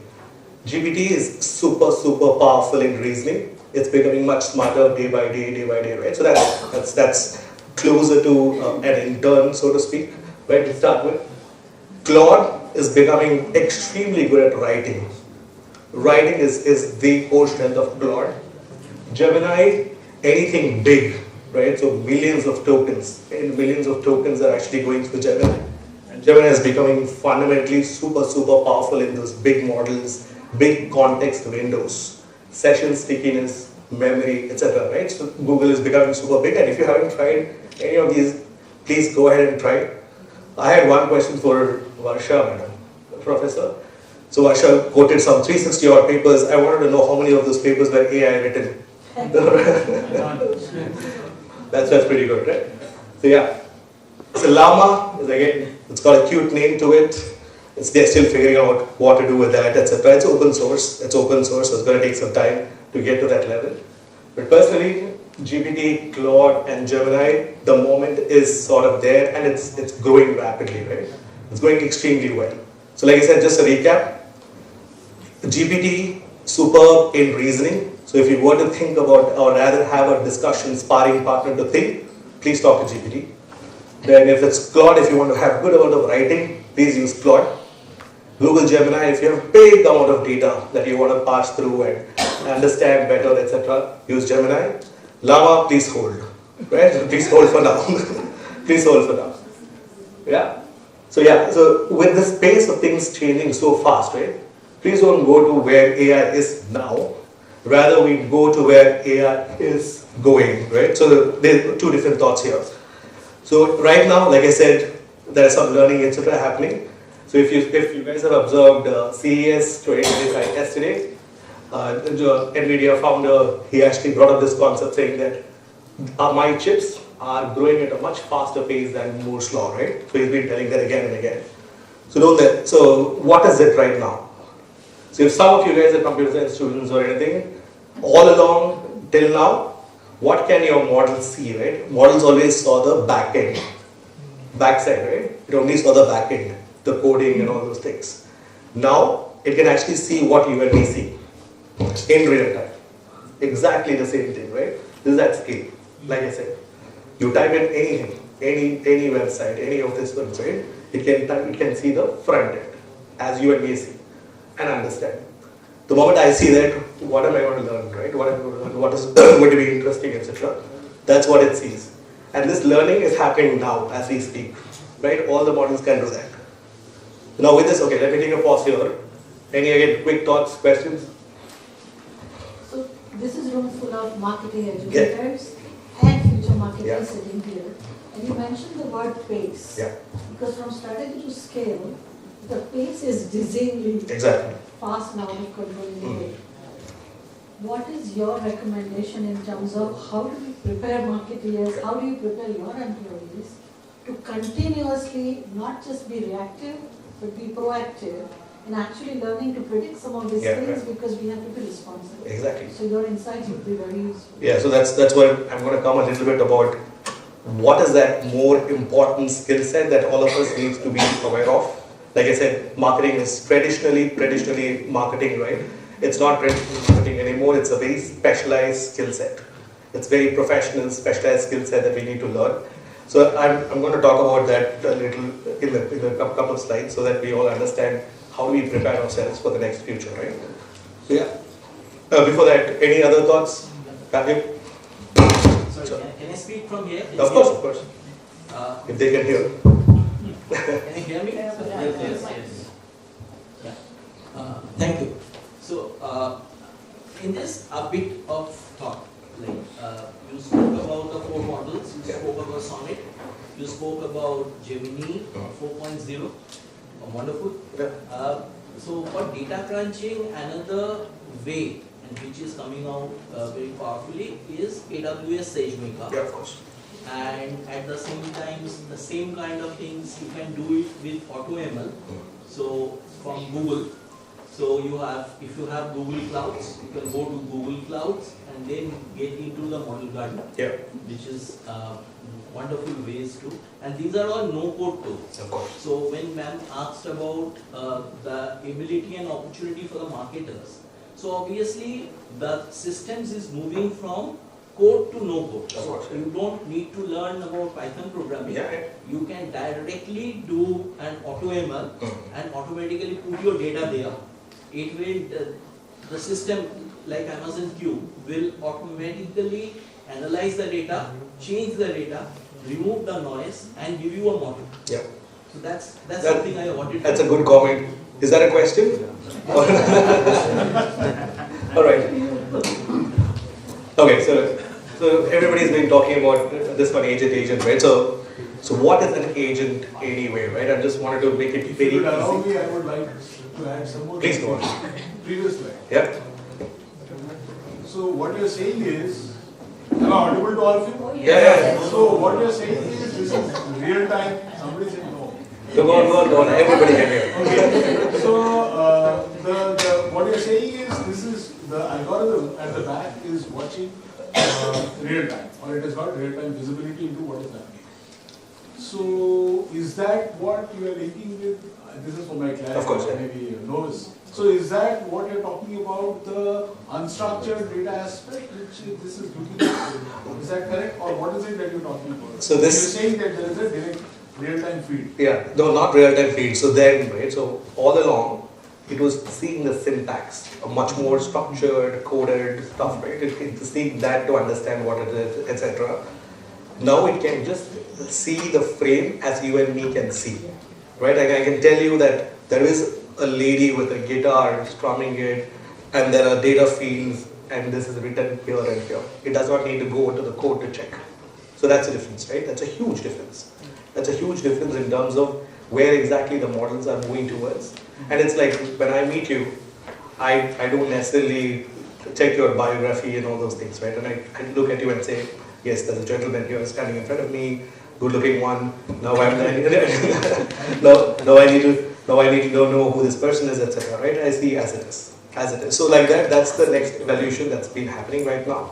So that with that, the amount of data that you can actually get and the ease with which it can process at scale is going to be good. So that's the understanding here. Excuse me. Yeah. So we normally would interpret as a human method this as an Correct. abstract or it is direct to reference the picture which we are talking about. If we go in for this for in Infinity or Gemini and put it over there or ask them to, there would be a lot of hallucination as it is AI is dealing with hallucinations. Yeah. So when we are doing this and it is hallucinating, we need a human moderator to moderate the stuff and all. Yeah. So that's, then again comes back to the same point that when we are automating it and we need a human interaction into it, it makes a lot of barriers into interpretation from the machine side and from the human side. yeah. So in that, the concept that we continuously work on is in the loop, on the loop, and off the loop, right? So it's both unsupervised and supervised learning, effectively in terms of how we can understand it, etc. And hallucination, right? Like you rightly mentioned, in the generic terms, it might hallucinate, but it's not a bug. I need all of us to know it very, very clearly, right? When you don't know about something is when you make up certain things, right? It's not a bug, it's a feature. It's a feature, and I'll tell you why. Right? You might be extremely good at marketing, but if I were to ask you a question in physics, you will stumble a little. But if you want to look good to somebody, you will try to make up an answer. That's closer. It may be correct and it may not be correct. Exactly, closer to, right? So now, this is still a machine which is learning different information, etc. And this is not just me telling you that hallucination is a feature. So the Vichai tells that, right? Again and again. Because that's a learning stumbling block which needs to be overstepped a little bit, right? Over a period of time. Yeah. my question is that you have gone through this ChatGPT, Gemini, and Claude. Yeah. So have you worked on DeepSeek version 3? Because Yeah. I've seen some articles which are saying that it is completely free and better than it just searching started. abilities with Correct. ChatGPT and this Claude. Just last week to 2 days back, DeepSeek is taken over everywhere, right? So the idea is things are happening much faster. Have you worked on that DeepSeek and compared to other Gen AI models? Not yet. But the idea is things are moving much faster than we expect. That could be a DeepSeek, that could be a DeepFind tomorrow. You never know, right? So, but things will happen. Things will happen because the amount of cheap capital is coming in right now. But data is available everywhere. If you can crunch the data as much as possible to actually come up with different models, interesting models, etc., then you might have a DeepFind, Deep Hope, anything you may name it, right? Everything will come. Yeah. Anybody? Anything else? Okay. So interesting thoughts here. Okay. Just demystifying this a little bit for scale, right? So AI agents, the very simplest of definition that I thought would be good for all of us to understand is, it is a software that uses AI and tools to accomplish a goal requiring multiple steps. That's all, right? That's all it is. That's all it is. Very, very simple terms that we want to understand it. So now, any goals, it could be an extremely complex goal or a very simple goal, it needs to be achieved. And agents, make no mistake, no small agents are small, right? Everything has to leverage on some of the AI to get to that level. Yeah, so what is an AI agent, right? As long as it leverages an AI model with some tools along and has memory, right? It can think about it. So we call it session stickiness. What it means is, I should understand what happened in the past and I should be ready to remember that and then create an answer on top of it, right? So that's the very important part. If you don't do it, if there's no AI models, it's just a glorified version of an automation engine. Yeah, so that one everybody needs to be a little bit aware of. So here, what can marketers learn, right? So back to this question of how do the marketers prepare for it? Traditionally, again, what are we going to learn about? How to market, how to sell, how to delight the customers, and how to grow this one, right? So this is what we've been trying to do. This is an age-old problem that everybody has. The number one challenge for marketers, right? Generating traffic, generating leads, qualify leads, whatnot. It's there in the past, it will be there in the future also, right? It's a problem. So now, the point that I was trying to make is, to marketers, how can you leverage that, understand it?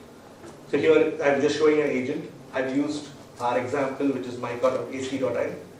So if you were to use a conversion rate optimizer, put that website there. It's going to help you review the copy, check the CTA, tweak the headlines, refine the testimonials all by itself. You don't need human intervention at all, right? It'll do it, it'll throw suggestions. Then you could have a human come in, interact, check whether this is actually right, not right, etc. Then make the changes on the fly. And there are companies right now functioning which is making this optimization, conversions and whatnot, right, in a much faster way. So marketers, to be ready, you should be ready to learn this, understand this, and how do you use it to immediately improve yourself better, right? So that's one thing that you need to learn. There are a lot of such tools out in the market, but is it perfect? Answer is no, right? It's not perfect. Answer is not perfect. Is it learning? Absolutely yes. And can we learn something out of it to speed up everything? Answer is again yes. Yeah. How many of you have seen similar agents? Just a show of hands. Yeah. Any thoughts, comments? I have seen in the RPA technology, yeah, where you make bots to give them different tasks. For example, one bot could copy the bill number and put it in Excel. Other bot will do something else. So yeah, it is similar to that. Yeah, perfect. All right. Any other thoughts? This one. So another thing I just wanted to showcase is company research. This is another agent, right? So which can actually do company research on your behalf. Effectively, all you have to do is just put in your company name there. The agent will run it through, pull everything, all the information that you want, and then pull it out, right? Yeah. So I'll just try to close it. Yeah, I'll just try to close it right now. Towards 5 minutes of intelligence, like I mentioned, intelligence, distribution, and content. So where are we right now, and where are we moving towards? So the next generation, somebody was asking about ERPs and smart CRMs, etc.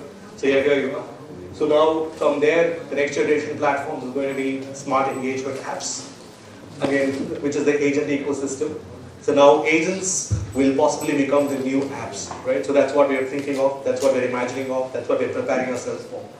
So which is where, how do you actually get the scale? You iterate small, and of course you think big about where you want to go towards, right?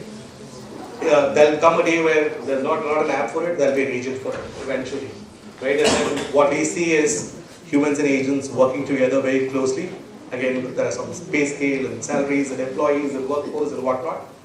If you think as agents, teams and agent are teammates, then there's some good transformation that could happen for all of us, right? So yeah, that's pretty much summarizes. Yeah, thank you. Thank you so much, Mr. Krishnan. I request Professor Rajneesh Krishna to please share a token of gratitude to Mr. Krishnan. No more questions at the end, or? He was waving at me. He was waving at me to tell him to stop. He was waving at me to stop. Never mind. Again, I'm around. If you guys want to ask questions, we can do it later.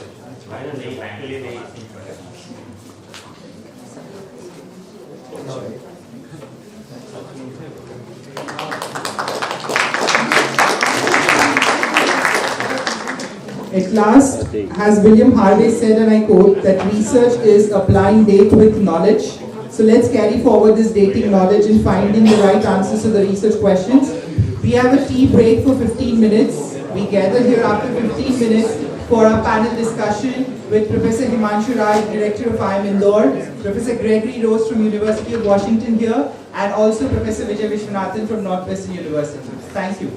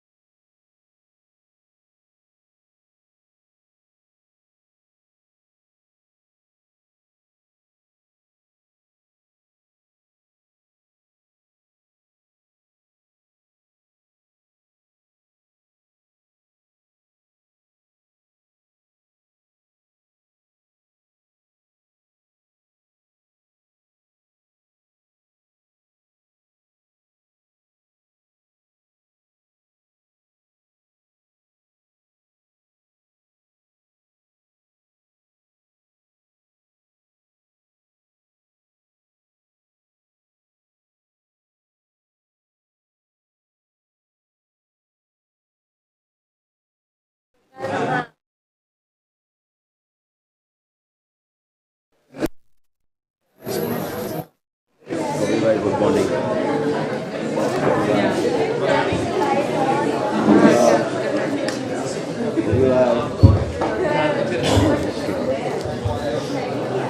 करूँ on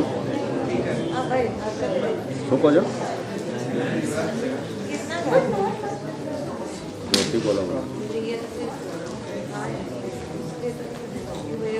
बोलो अरे बहु ना करो जी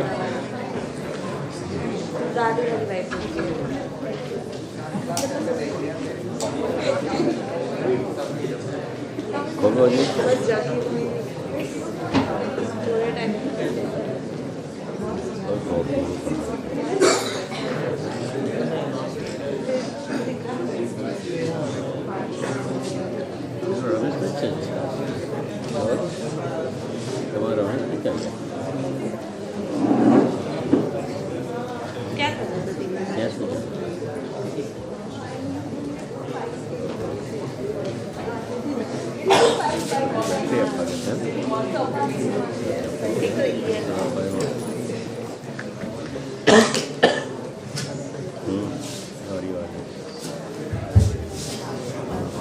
Hello everyone and welcome again.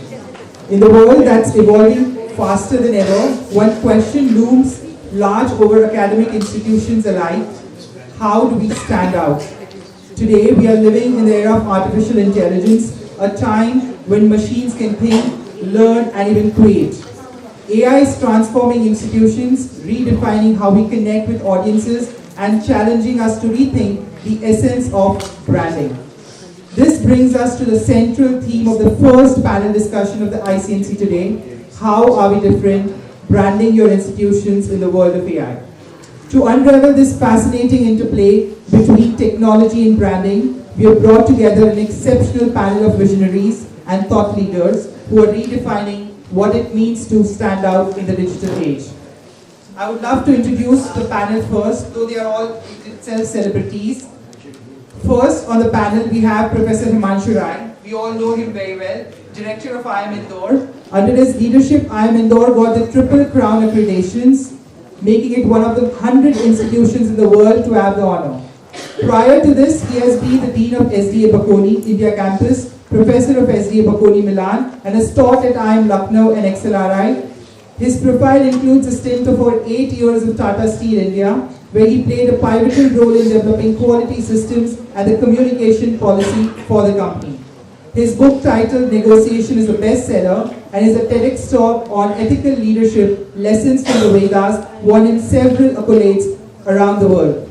He has trained over 40,000 professionals, both in government as well as private sector in negotiations and leadership. He provides consultancy to the Government of India, state governments, World Bank, and the Indian industry and industry bodies.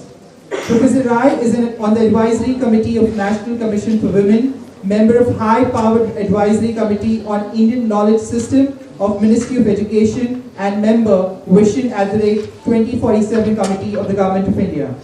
He is an independent director of the boards of several companies, an advisor to several startups. His personal initiative, Center for Conflict Management, is helping resolve intrapersonal and interpersonal conflicts among the youth across several countries. He is a recipient of NTSC Scholarship, Infosys Fellowship, and LMA Outstanding Management Professional Award, among numerous other awards and honors. Professor Rai practices and teaches yoga and considers Himalayas his spiritual abode. He is also passionate about mountaineering and trekking. Next, I would love to introduce our second panelist, Professor Vijay Vishwanathan, who is Hamad bin Khalifa AI Thani Professor at the Medal School of Journalism, Media, Integrated Marketing Communication at Northwestern University, USA. An expert in customer experience and data-driven marketing strategies, he has conducted extensive research across B2C, B2B industries, focusing on marketing effectiveness, media strategy, and customer engagement. His research spans both in B2C and B2B industries, utilizing various quantitative and qualitative methods to offer new insights into marketing analytics. He regularly presents his work at leading academic conferences and industry events. He has worked with regional and global companies in USA, Asia, Europe, and to enhance their marketing capabilities. Professor Vishwanathan's career is grounded in rich interdisciplinary background. After earning an undergraduate degree in mechanical engineering and a master's in international business, he gained extensive experiences in supply chain management, business development, and product management. His academic journey culminated in a PhD in business from Emory University, after which he joined the faculty at Northwestern University in 2010.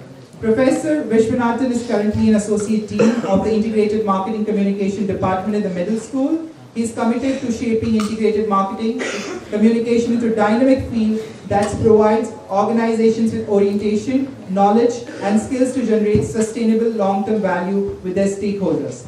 Third, I would love to introduce my very own advisor from University of Washington, where I spent 3 months, Professor Gregory Rose, on the panel, who is a professor of marketing, area coordinator of marketing, and director of the Distinction of Excellence program at the Milgard School of Business, University of Washington, Tacoma campus.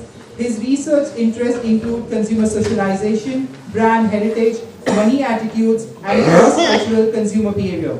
He has published articles in Journal of Business Research, Journal of Consumer Research, Journal of Academy of Marketing Science, Journal of Advertising, and Journal of Advertising Research, Journal of Consumer Psychology, Journal of Marketing, and several journals and other proceedings. Professor Rose has also directed marketing research projects for several clients, including AT&T, Kraft Dairy, American Express, and others. He has received several research grants and participated in a large research project for the Office of Naval Research. And guiding this exciting conversation is our very own Professor Falguni Vasavda Oza, a double gold medalist with over 2 decades of teaching experience in the area of marketing and advertising. She teaches across programs, runs online programs in the area of advertising management, public relations, marketing, and brand management for working professionals. She has trained several corporate professionals. She is awarded several times at different forums. She has mentored young entrepreneurs, and also she is a known face on social media. I request all the 3 panelists and the moderators to please join the panel discussion.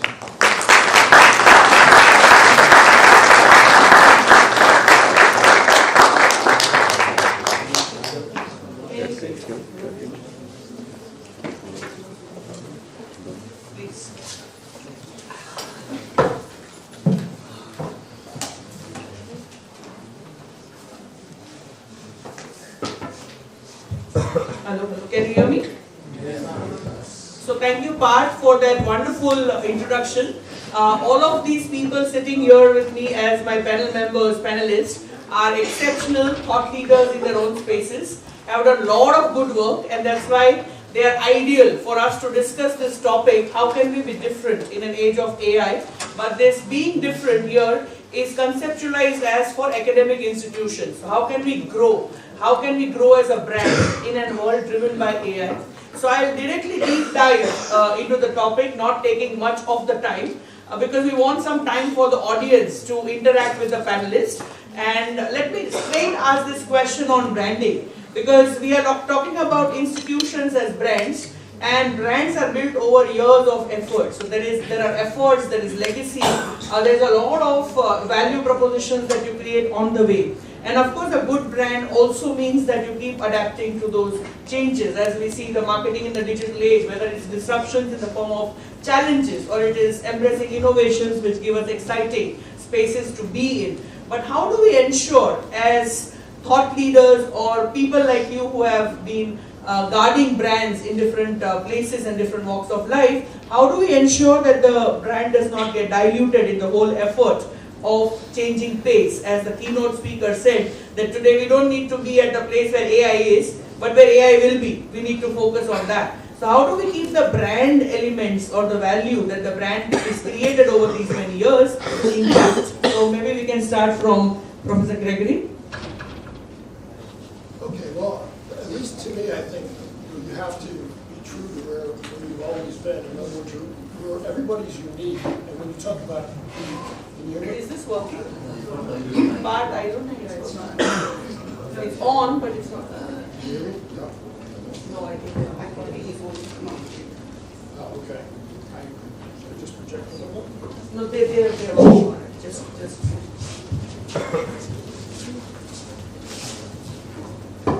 All right. You hear me now? Yeah. Okay. All right. Well, I think it's kind of like individuals. In other words, like each institution has its own experience, its own personalities.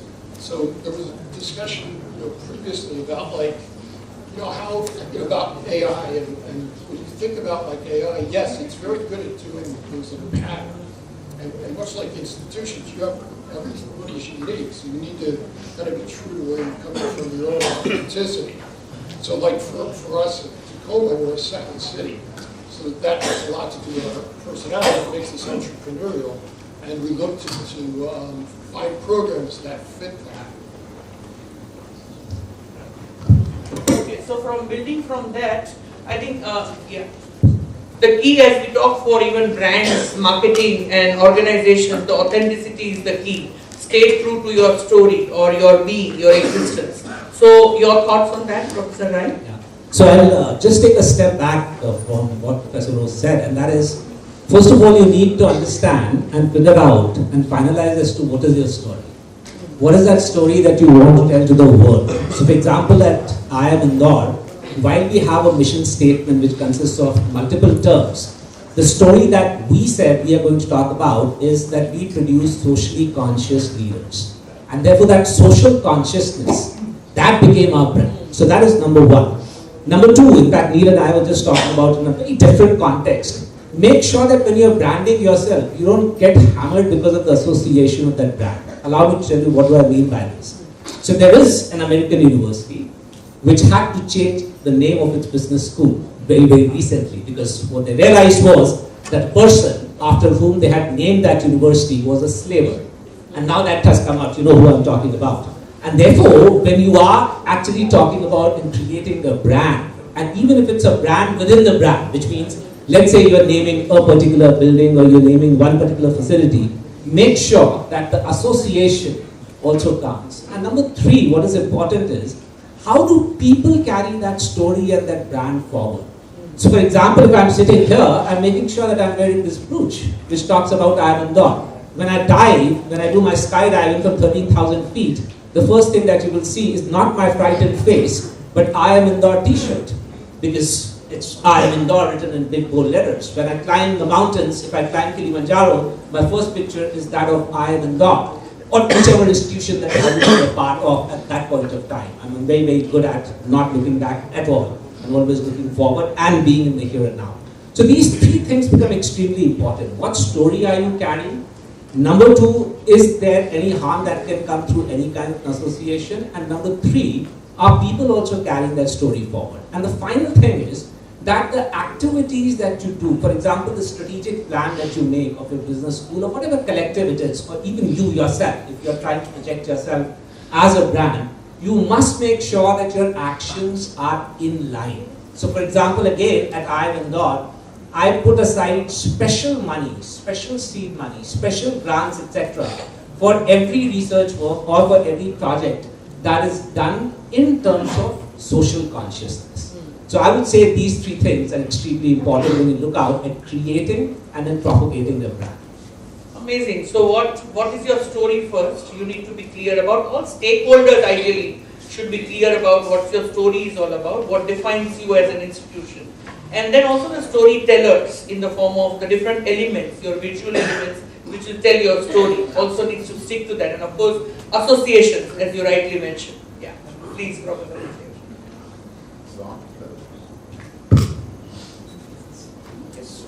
You can use that. All right. I just speak from my experience at Northwestern. And so it's also important to understand a little bit of the history. So Northwestern in the previous century was not a top 20 school, right? It was not been a top 20 school. And so it's only the last 15, 20 years because of our investments in faculty, in research, especially in undergrad education, that sort of focuses. Now cracked the top 10, and now we are, I think, number 6 or number 7 in the US. And we are very predictive of our brand. So right now, the way we are looking at AI is cautiously optimistic. I think the previous speaker said that AI is underhyped. I think it's overhyped in the short term and underhyped in the long term. right? I think that it's going to take a little bit of time to train these machines and figure out what is your purpose, what is your mission, what's the story you want to say. All this is not going to happen automatically. It's going to take some time. But for us, the key stakeholders, like any other organization, are our employees, right? Today, your employees are your biggest advocates of the brand. And for Northwestern, again, it's our faculty, our students, and staff. That's where we are really starting. And so we also have 11 schools, from music to engineering, everything from the arts and science and humanities. So we want to be one university. We want to see how AI affects all of us and how we can equitably allocate resources to all parts of the university.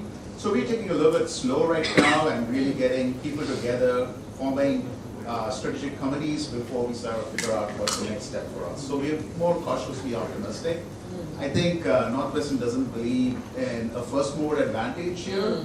We believe, let the others lead and we'll follow what's the best practice and take it up from there. Right.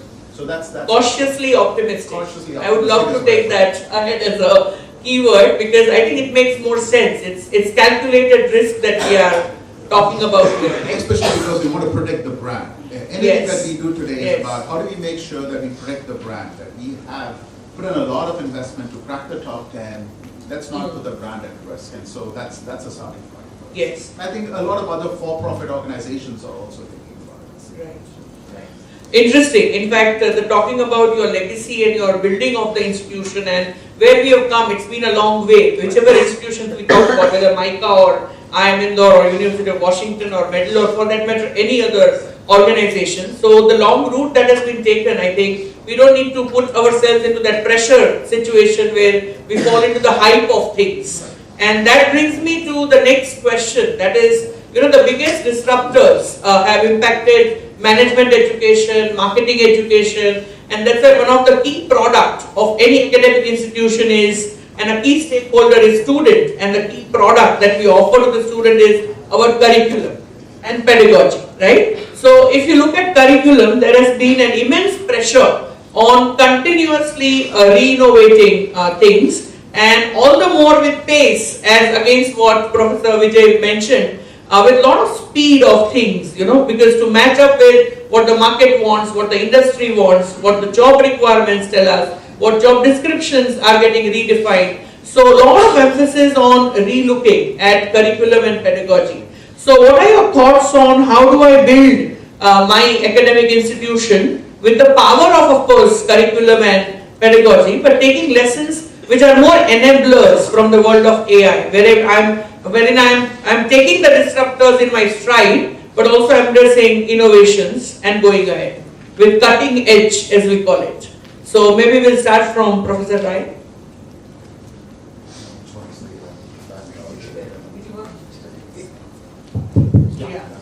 Okay, so there are two questions over there, as I see it. That when we talk about AI and putting it as a part of our curriculum, first of all, we have to be very, very clear that we are not doing what we did in terms of greenwashing when it came to environment, which is doing things but not really practicing whatever we preach. And most of the academic institutions, Mia Kalpa as well, are pretty good at that. We Paropadesh Kushal Bahutere. We practice not what we teach, and we don't practice what we teach, etc. So we should be doing that. Number one, we should be practicing what we preach. The second is, I just foregrounded the story when I took my academic council meeting last year to discuss ChatGPT, which is, let's say, just one form of AI, generative AI. And I said, what do we do about it? The first reaction of my faculty was, let's ban ChatGPT. We cannot allow students to use ChatGPT. And I was like, hang on, that bus has left the stop. That's water way under the bridge. I mean, even the bridge is not there, kind of thing. It's not visible at least. And therefore, we have to figure out. It's almost like 60 years back, somebody saying, let's ban calculators. Yay, to log tables. Well, I managed to persuade them that, look, that's not how it's going to work. We have to figure out how to use ChatGPT, how to use AI, and how to use AI responsibly. Like you said. And another smart aleck commented, oh, so you want responsible AI just because it stands for RAI, Rai, your surname. And I was like, happy coincidence, I can't help it, so on and so forth. Be that as it may, we start looking at what do we really do with it. So there were 2-3 things, important things that I believe we did. One is that I corrected an anomaly, which to me was very, very weird when I took over as a director of IIM Indore. And that was that in Indore, we have both an IIM and an IIT, and we were not doing anything together.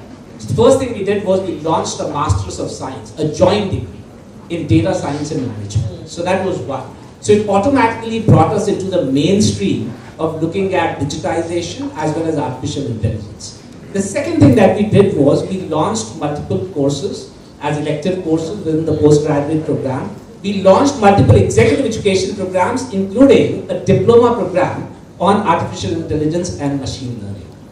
And the third thing that we did was, within those courses, we allowed the pedagogical tools. So we were the first IIM, incidentally, we have patting on my own back, to have an AI policy as to how it is to be used. We also allowed our doctoral students to use AI, and we told them as to how they must reference it. Of course, we said you can't co-author a paper with AI like that, which was done, which was an interesting experiment. And I would imagine it was an authentic thing for the person to do, saying that AI is my co-author. But subsequently we said, well, no. Take inspiration from AI. And then we started telling students, both our doctoral students as well as MBA students, elements of prompt engine. How do you ask the right question? Because AI also, and again, I'm sorry I keep coming back to generative AI, can also hallucinate. And it can give you something which is completely rubbish. And therefore we warn them and then caution them as to how to use AI and how to use double check. And finally, the last element that we did was, we started practicing them in terms of projects. I'll very quickly talk about two projects because they're very interesting. One was combating fake news. So we partnered with one of the TV channels, and obviously the first time I put that news out, I was trolled by some people saying, who's going to target the fake news by this channel? And I was saying that I picked the least of all the evil. I mean, all channels, intentionally or otherwise, to kind of end up peddling the fake news. But what we did was we used AI, we used the large language models, and we used about 65,000 inputs, all text. We have not been able to crack the audio video code yet.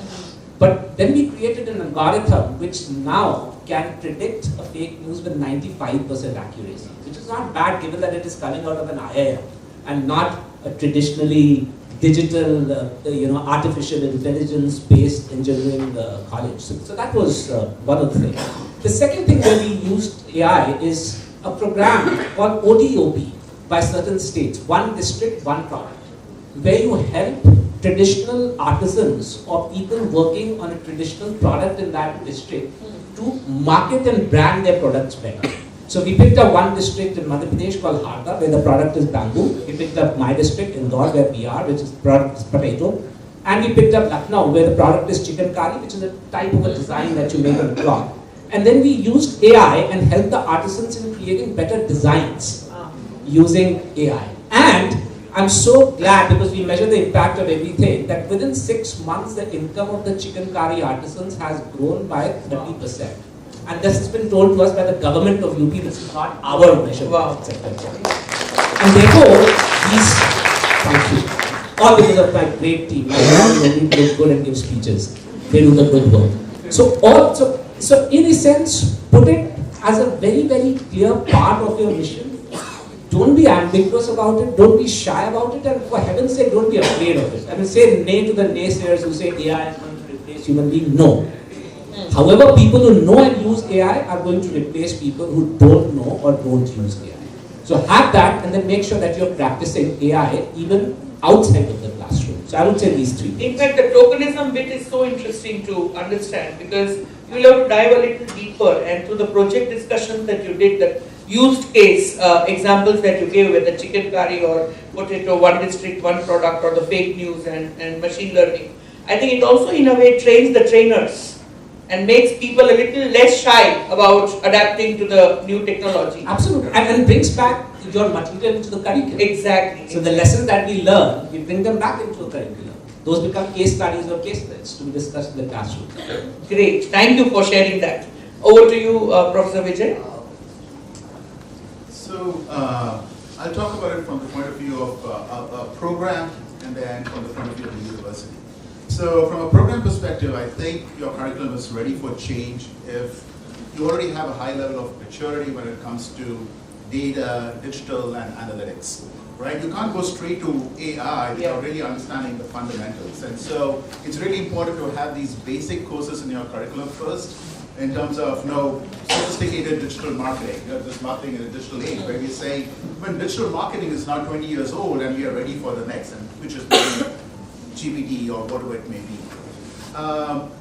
So you have to have your analytics classes. You need not just a marketing mix model, but you need a machine learning classes. You need to have a neural network class. You need to have faculty who really understand how AI works, how the AI engine works. Yeah, you could always go to AWS or Google and use it, but unless you actually know how it works, you really are just playing with the tools like a child, but you really don't have any expertise in it. So you need that subject matter experts, and you need a high level of maturity in the curriculum. And once you've done that, then I think you're ready to sort of integrate AI into the curriculum. And I've sort of been averse to having a standalone class on AI and say, we have AI in the curriculum. Right? I think that completely defeats the purpose. So we are an IMC program, and we see there are 4 big strands: insights and analytics, branding, media, and stratcom or PR. And our goal is to have AI in every strand of the sequence. So no matter which student graduates from the program, you can't just say, well, I'm a creative guy, I want to do data and data. Or you can't just say, I'm going to be writing content. If anything, content creators are going to be the most affected, already affected by AI today. In fact, in the US, there's been decimation of content creator roles already, where mid-level managers are being told, you better learn how to use ChatGPT to create content. And the job market is already changing pretty dramatically. So that's the curriculum. We are already on our way there. In fact, we made some pretty dramatic changes. So this is about what you teach. The second part is how do you teach? And I think how you teach it is going to be completely different. I think all sort of lecture-based classes are at risk. Right? So if you have faculty who are used to just giving lectures out, I think sort of the writing's on the wall. And because with AI, you have to get immersive. You have to have experiential learning classes. You have to see how to use the tools. But you need the basic theories. So how do the theories and the applications come together?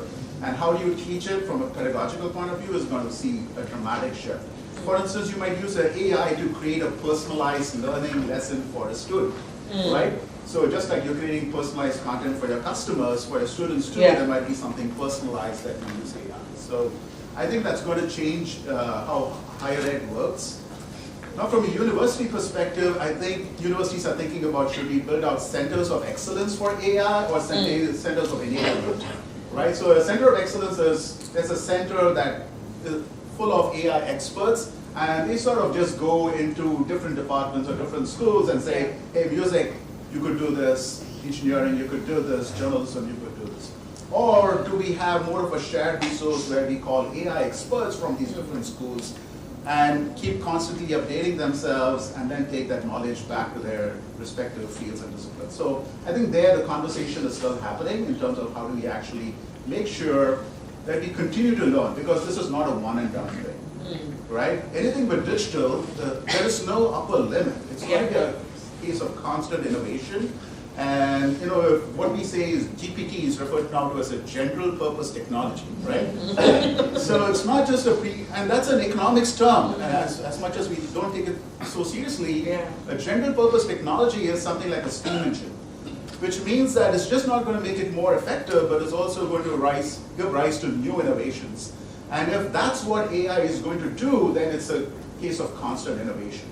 So how do we then set up a center for teaching excellence with AI as sort of the driver is something that we are still talking about. In fact, if I can borrow what both of us were discussing, because we were sitting next to each other before this session, what you mentioned was very interesting, that you need this thought process as a thought leader in the space. Academic institutions need to think ahead of the curve.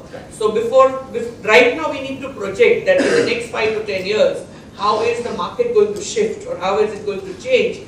Only then it's possible for us to start laying the foundation right now. What you talked about, that you cannot directly go to AI unless or until you build the ethos for it, the ecosystem for it. And it has to be an integral part. It's something like ethics. You cannot have a separate course on ethics and then not discuss ethics in your different courses that you are teaching. It has to be an integral part of the whole discussion. So you need to have a point of view. So what we have done is I've asked one of my senior clinical faculty to take the lead to go talk to alums in this space or work in this space, but where is the field going? Because you want to skate to where the puck is, using the American term, right? So you want to know where the world is going, and for that you need to talk to people in the field, see what are the innovations, and then you got to come back and think about, all right, how do we now get our students ready so that when they graduate from 2, 3, 5 years from now, they are ready for where the world is. And I also like how both of you focused on also the pedagogy, the how part of it. Because while we are ready with the information that is needed for the curriculum development, the how is also going to massively, it's already changed actually. It's no longer one way or lecture method is possible. So we talk of interactive avenues of media and engagement in the consumer space. It's already entered into classrooms also. So flipped classroom also, engagement, immersive driven classroom technology needs to also develop as a part of pedagogy. So thank you for that. Over to you, Professor.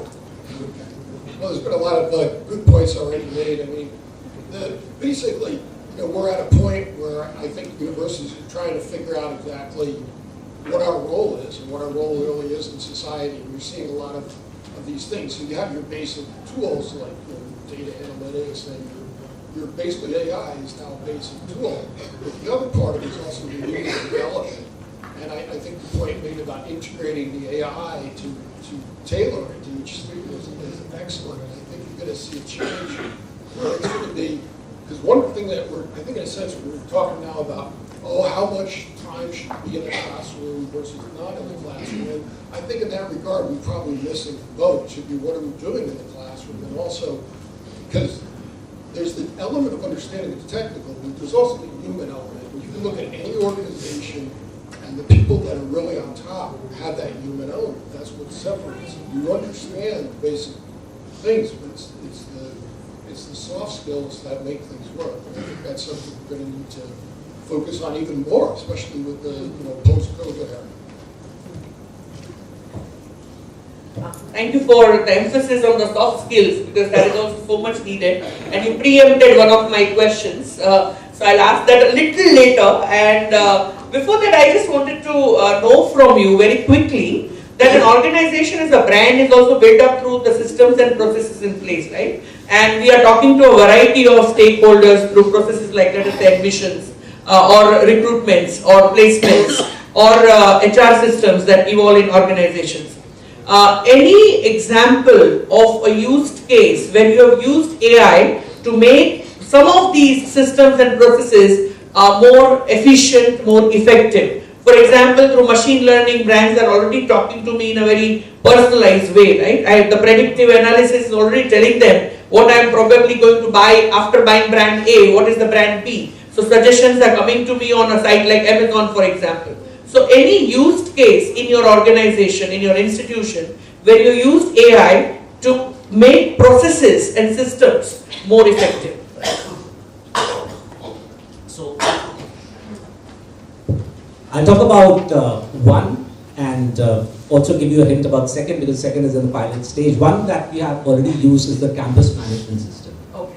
So we have a system whereby anything related to campus, whether it's a faulty electric bulb in somebody's room, or whether there's something which needs attention, etc., all of that is captured.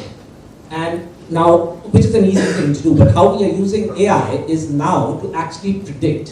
So once we have a lot of data, now we are trying to predict as to where could the next problem be. Correct. Because now we have all the data which has been inputted as to when did this machinery come, when was it actually maintained, when was the last maintenance carried out, when was this fire hydrant looked at, etc. So that's one of the used cases which is going very well so far. The second one that we are currently piloting is that we have lots of these digitization activities that we've done. For example, the PGP, the MBA, classroom attendance, that is monitored by using a particular system. Then we have placement, the career services offices, that is, that uses another digital system. We have the alumni management system, which uses another digital system, so on and so forth. But these systems don't talk to each other. Exactly. So now what we are trying to do is, we are trying to use AI, and motivation for me came from something which we call the Wellness and Inclusion Center, which is a new thing that we have created. Earlier it had a very government, sarkari term to it because it was mandated, and said, no, we have to go beyond. So now, for example, what we have seen is, for example, if somebody does not come to the mess for 2 or 3 days, is not attending classes, it gets red flag. Or if somebody has gone to the counselor multiple times, it gets red flag. And while maintaining privacy, and then depending on what is the seriousness of that red flag, it either goes to the chief officer administration or the hostel chair, or eventually it will come to me, which is like the reddest flag that we need to look at it very, very quickly. So that is the second thing, pilot stage. Hopefully it's going to work. Thank you. Not much to share here. We're still getting our data strategy together. I think one interesting use case was, I think one of my colleagues who just joined us, she was like, so we asked all the instructors to share a short summary of their course. Yeah. Right? A 2-page summaries, and often that's like a graduation year. Go away. You can't take all these files and folders with you, but maybe you want to come up with some important frameworks. And so what she's done, or trying to do right now, is use a GPT to really summarize all the course syllabi into something that's much more bite-sized content. So that's a use case that we're testing out right now. Again, happening in independent quarters. I don't think there's a strategy here in terms of, all right, how do we use it to become more efficient, but it's right now still very much in that ideation. I'm afraid I'm just going to answer as a professor here. So, as a professor in one of my classes, I forget the tool. It's a Google tool, but it summarizes, so you can feed it like an article, a few books, or a few articles, and it'll summarize it. It'll actually make a little. It makes like the podcast. So what I had them do, I did it first myself. I fed it 4 articles I was very familiar with, so that I knew what was in them, and then I fed it and saw what it had to say and how to do it.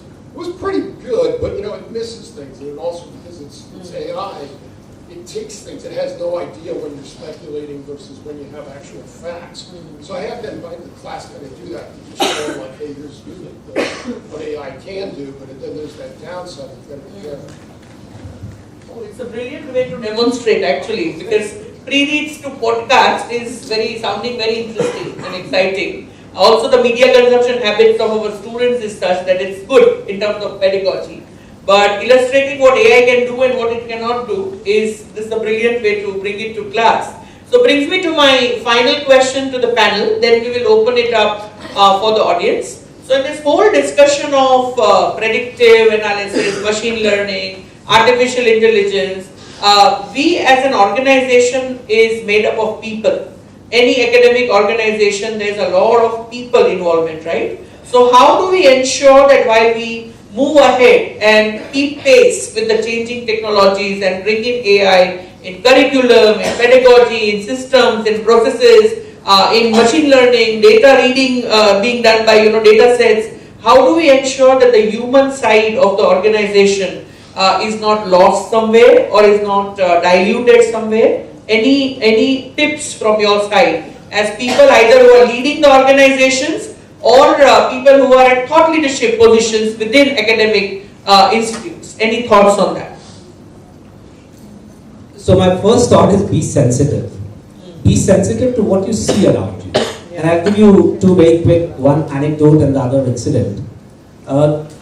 Just while COVID was raging amongst us, and we didn't know that it was, I was at Milan, which was hosting, STA Bagodi was hosting a conference. This is February 2020. Yeah.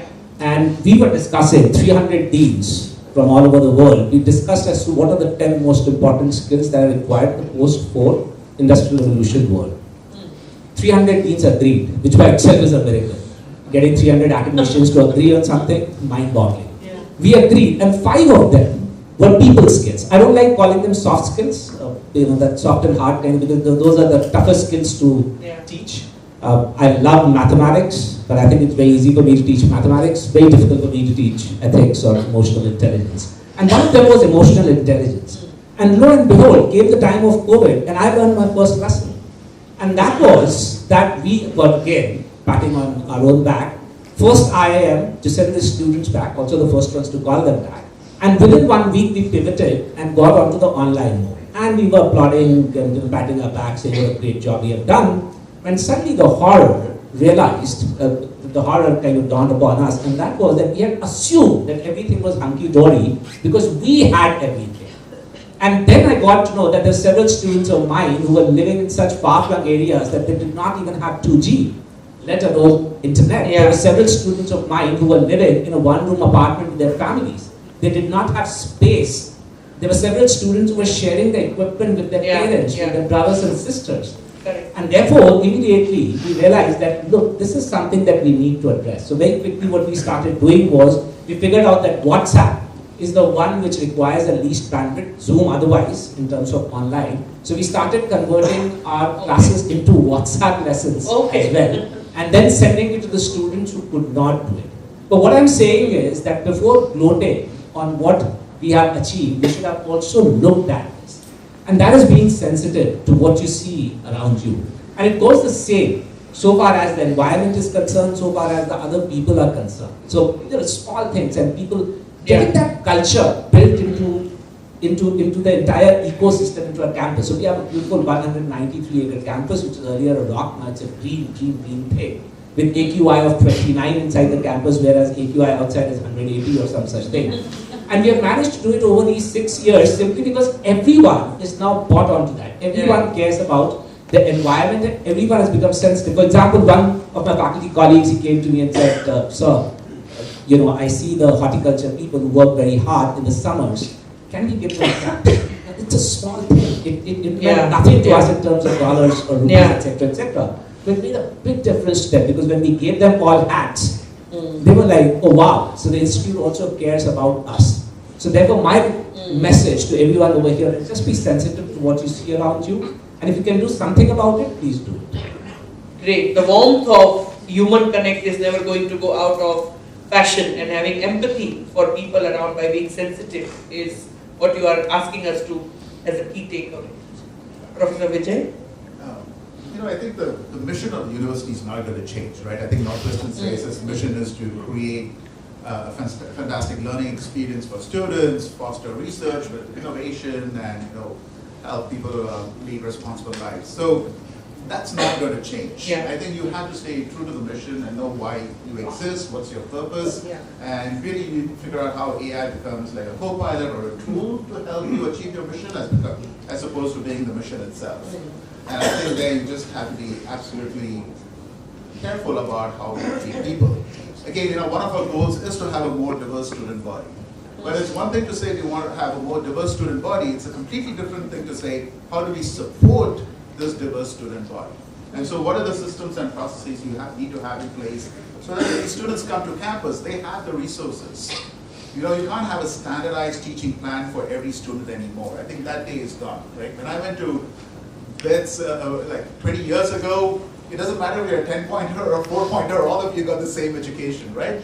The faculty didn't really change the engineering course too much based on your capability. I don't think we can do that anymore. So we have to figure out how do we support students and create these personalized teaching plans for them, and use AI to really be more empathetic. So I think that's an opportunity for us. In fact, AI can interestingly help you do the clustering of students and put them into different learning age. The issue is privacy. Good data strategy and privacy. That you're in compliance with the laws. Of course, the US has very strict laws about what you can share, with whom you can share. Like I can't share grades with faculty. Right.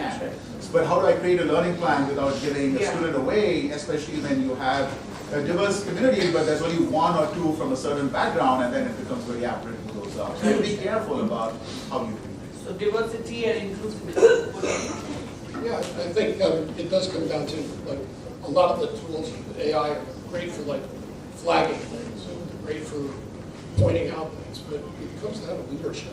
And having been around a long time now, I've seen good leaders and I've seen bad leaders.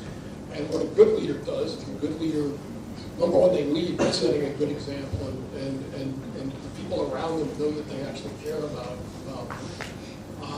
and also, it also brings out the best in people. You realize that everybody's got different interests, and you look and figure out what those interests are, and you can't, you're not going to, some people you can only work with to an extent. Most people you can work with a lot, pretty well, and you get the right leader, and you bring out the best in people.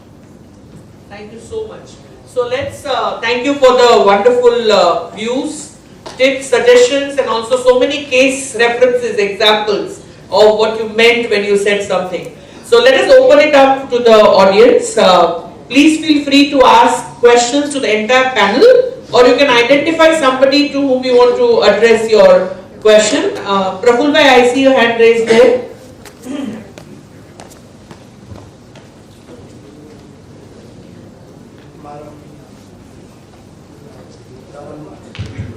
For this session, my question is to Professor Rai.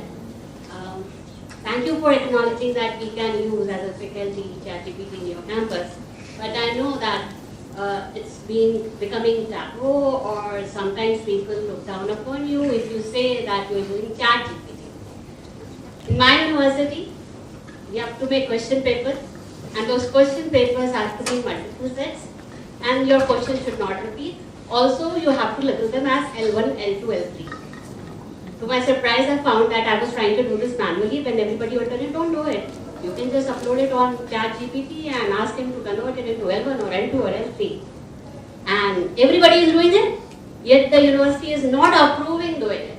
So my question to you is that when you can make your life easy, why are you not allowing us to make it easy? And then, if you have got a lesson plan to be made, a beautiful lesson plan can be made out of just upload your, try it for everybody else and then try it, upload a syllabus of a course and ask him to make a 40, 30 credit lesson plan, given the dates, and it will give you a lesson plan. Ask him to make it more creative, ask suggestions for what all activities you can include. Only thing is that you have to manually intervene on what you can do it, what you want to include. Just don't cut, copy and paste. But the question is, if everybody knows that this can be done and they are doing it, why to keep it under wrap? Why not to acknowledge that this can be done and your life can be very easy? Okay, so question. If you want an immediate solution, give me the name of that person, I will convince you. It's a general problem for the academia across India. Yeah. So, like I said, that people, they can't shy away from ChatGPT. I mean, it's here, it has to be used. It has to be used responsibly. So the other thing is, if you can't use my services for this, is what I call what we in organization. By the way, I happen to be an odd one out here. I'm the only non-marketing person in this very illustrious group of marketing professors. I have absolutely no idea why I'm sitting here, but since Varsha said I have to, I did. The second thing is that we have something called upward influence tactics, and one of those is forming a coalition. So if 20 of you go together, maybe your voice alone is not being heard, but if 20 of you go together and tell your dean, the vice chancellor, or whoever is the director of your place, he or she would heed to it. If not, then we have another tactic, which is called bypassing that person, and it's called upward appeal. Go to the boss's boss and convince that person. So if the order comes from there, then obviously the person would. And finally, my last thing to you, when you say that some people look down upon you, this is a message. I know you didn't ask for it, but my name is Rai. I have to give you a Rai. Rai means suggestion. Yeah, Rai means. Is what others think of you is none of your business. For the simple reason that they will think of you, one way or the other. Even if you are the goddess of purity or some such thing, people will have some kind of a judgment about you which would not be to your liking, and therefore just focus on what you are doing. Be sure that your conscience allows you to do that, and so long as it does, and you can sleep well in the night, just go ahead and do it. Thank you.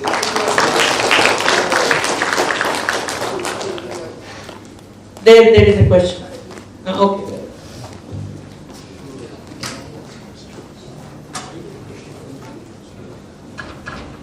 Hello, yeah, this is Dhananjay Bapat from IIM Raipur.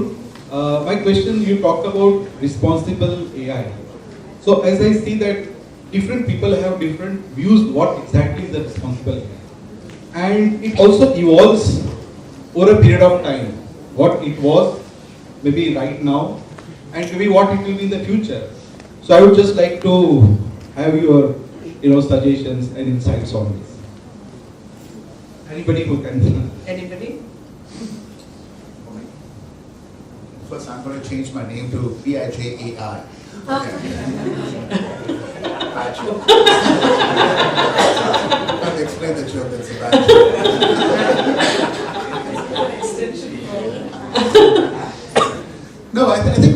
responsible AI, we're talking about three phases, right? What data are you integrating? How are you testing? How are you deploying?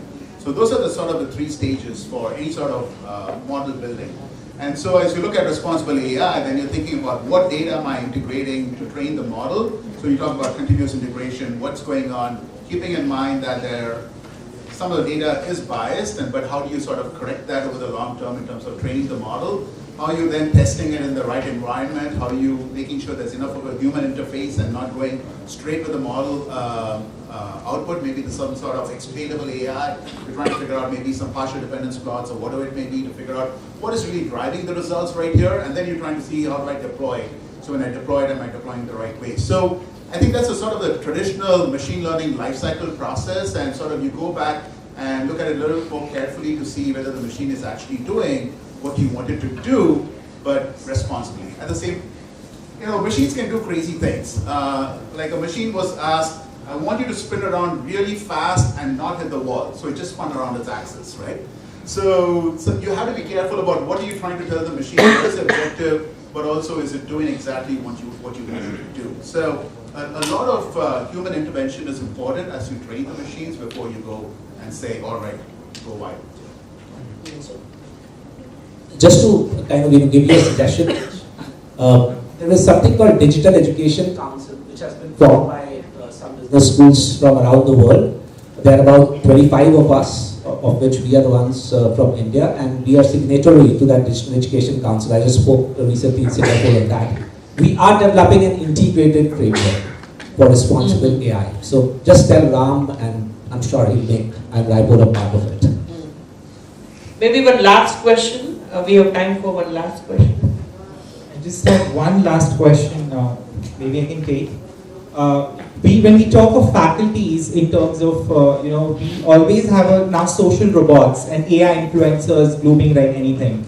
Students don't want to, as an aspiring faculty, students don't want to just listen to the same lecture for a long hours of time. They want to pause it, they want to see it again. So what do you see as a role of AI in terms of faculties, or we'll have AI educators soon in the classes? I can see where you have, and increasingly you move toward a more modularized education form, and some of those modules possibly are presented by AI type presentations, but I think you also have a situation where then you have some face-to-face where people work on various things, and I think that's where a lot of times the professors are going to come in going forward.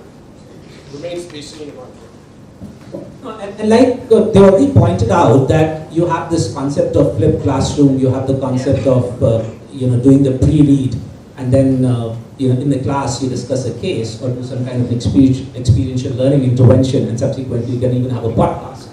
So I think you can use AI to make sure that you're creating all of these. You can create your own avatar, you can train AI with your voice, so that subsequently if you have to train the AI, all you have to do is give it the material and it will copy your voice and create those small videos for you. And use material, we've been using materials for a very long time. For example, when I used to teach negotiation once upon a time, I still teach it, but that was the main thing when I taught. I made sure that, he pointed out that not everyone learns the same way. Likewise, not everyone can be evaluated the same way. At IIMS, we have this big 20% component on classroom participation.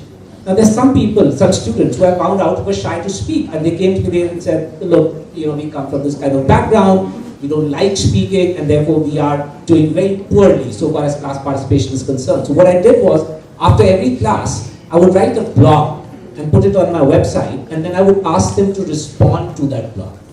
And that's how we measure class participation. So now you can do it much faster than AI. That time it was a lot of hard work. But now you can do it much faster with AI. So just think creatively, and I'm sure you'll figure out multiple ways. But do use it, is going to be our suggestion.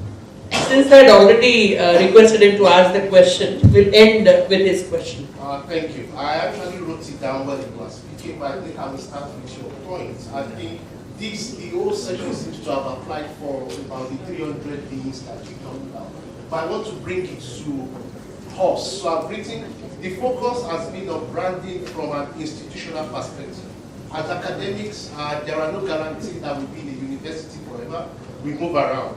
So can we further explore how academics can brand themselves? Even though we move around from different universities, how can we as academics now, so not just institutions, but me, Manuel, how do I brand myself to show that irrespective of any university I go, how do I make sure that, yes, I stand out, yes, in this AI world. So beyond the university, please, let's bring it back to ourselves. Thank you.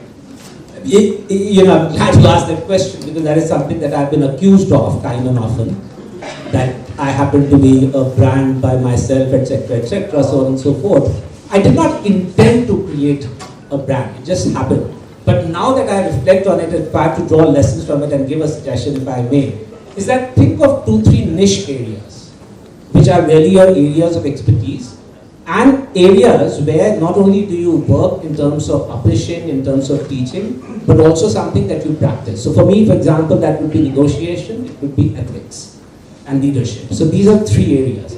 So now everything that I write, the courses that I teach, the research that I do, the social media posts that I make, they are all in line with each of these. And therefore what you have to think of is, what kind of a persona do you want to build for yourself on the social media? How would you like the world to know you as? And once you have answered that question, then make sure that everything that you do it, and then of course you need to tailor-make everything, which is something, like I said, I was talking that I don't have the time to do it, but you can't post the same message on Facebook as you would on LinkedIn, and you can't post on LinkedIn what you would do on Twitter, and therefore you need to figure out what ought your strategy be, what are the hashtags that you're creating. So for example, no matter what I speak, like for example these days when I go to many of the conferences, I'm not talking about this one, so please don't get me wrong, if people have to speak about AI, the only thing is that every second sentence use the word AI. And it's assumed that you know a lot about AI. It's like, you know, if you have to talk about Kafka, keep looking glum and keep clicking your tongue, and people will think you know Kafka.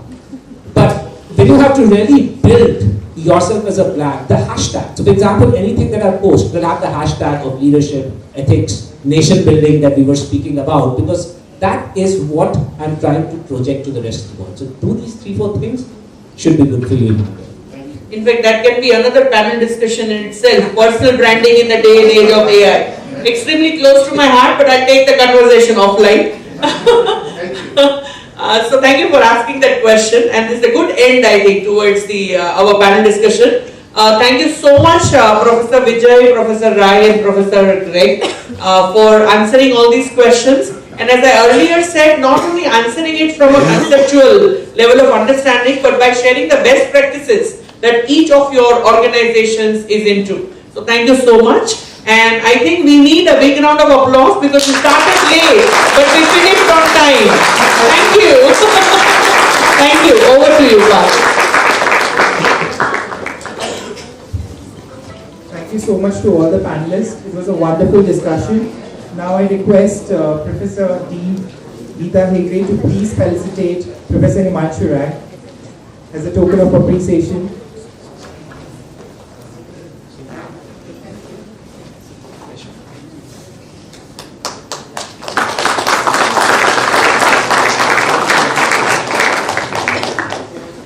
I request Professor Anita Baslangappa to please felicitate as a token of appreciation from our side to Professor Vijay Vishwanathan.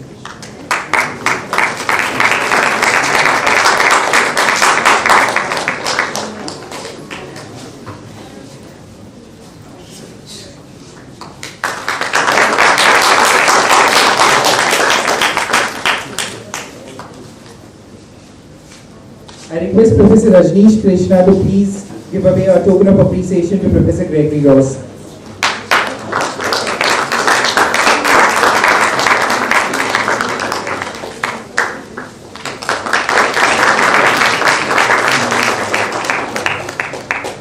I request our very own doctoral scholar, Jaideep, to please come and felicitate Professor Falguni Vasavda Oza for doing this wonderful panel discussion, taking all the efforts.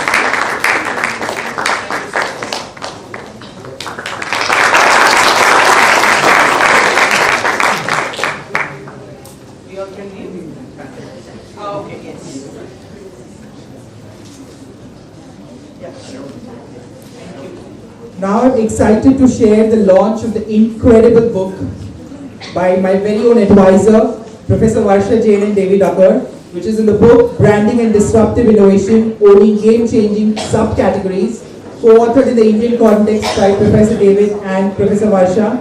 We are gathered here to celebrate, not just to release the book, but it's a transformative work that promises to reshape how we think about branding and innovation. Following this panel discussion on the topic of the title. In a world where change is a constant, this book provides a blueprint of creating subcategories that revolutionize industries and captivate audiences. I request Professor Varsha, Dean Professor Hegde, and all the panel members to join us for the book launch, followed by Professor Varsha Jain's insight for the book.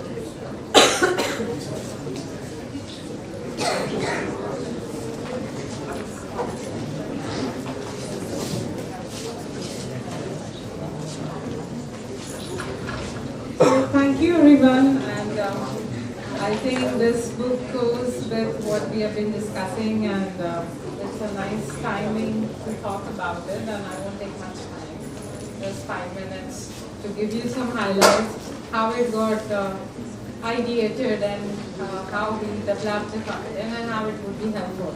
And why this title? Because David asked me to speak about that as well. So, as we were discussing a wonderful panel discussion about disruptions and innovations and the theme around the conference about the AI, I think that was the whole idea with which the subcategory, the entire branding space is disrupted completely. And we have multiple options on which we were discussing with Violet to come up with the title itself, because I think we had a lot of discussion what the title is. I think that was also changing the content and how it got emerged. So David and I had a lot of discussion with 5-6 options on branding in the disruptive world, then branding and disruptive innovation. So we stood with this, and then we thought that this would be a nice way to talk about branding as a whole. So after this, I just have a 30-second video just to build the context what I'm discussing, and I'll translate that to English for the international audience. काफी बड़ा परिवार है मेरा, यही संसार है मेरा। हर दिन मेरी कोशिश है इसे हरा भरा रखने की, कुछ कोशिश घर को मजबूत बनाने की, कुछ कोशिश घर को जीता जागता बनाने की, कुछ कोशिश बड़ों की सेवा की, कुछ कोशिश छोटों को बड़ा बनाने की, कुछ कोशिश नई दिशाएं दिखाने की, कुछ कोशिश उत्साह जगाने की। देश नाम है मेरे संसार का, इंडिया नाम है मेरे परिवार का, टाटा कोशिश जिम्मेदारी निभाने की। Context of Tata's, it's one of the most credible brands of our country, and we're very proud of it. And I wanted to illustrate this example because they always talk about the credibility, trustworthiness. The moment we hear Tata itself means that it's so much credible across all the subcategories of the brands that we talk about.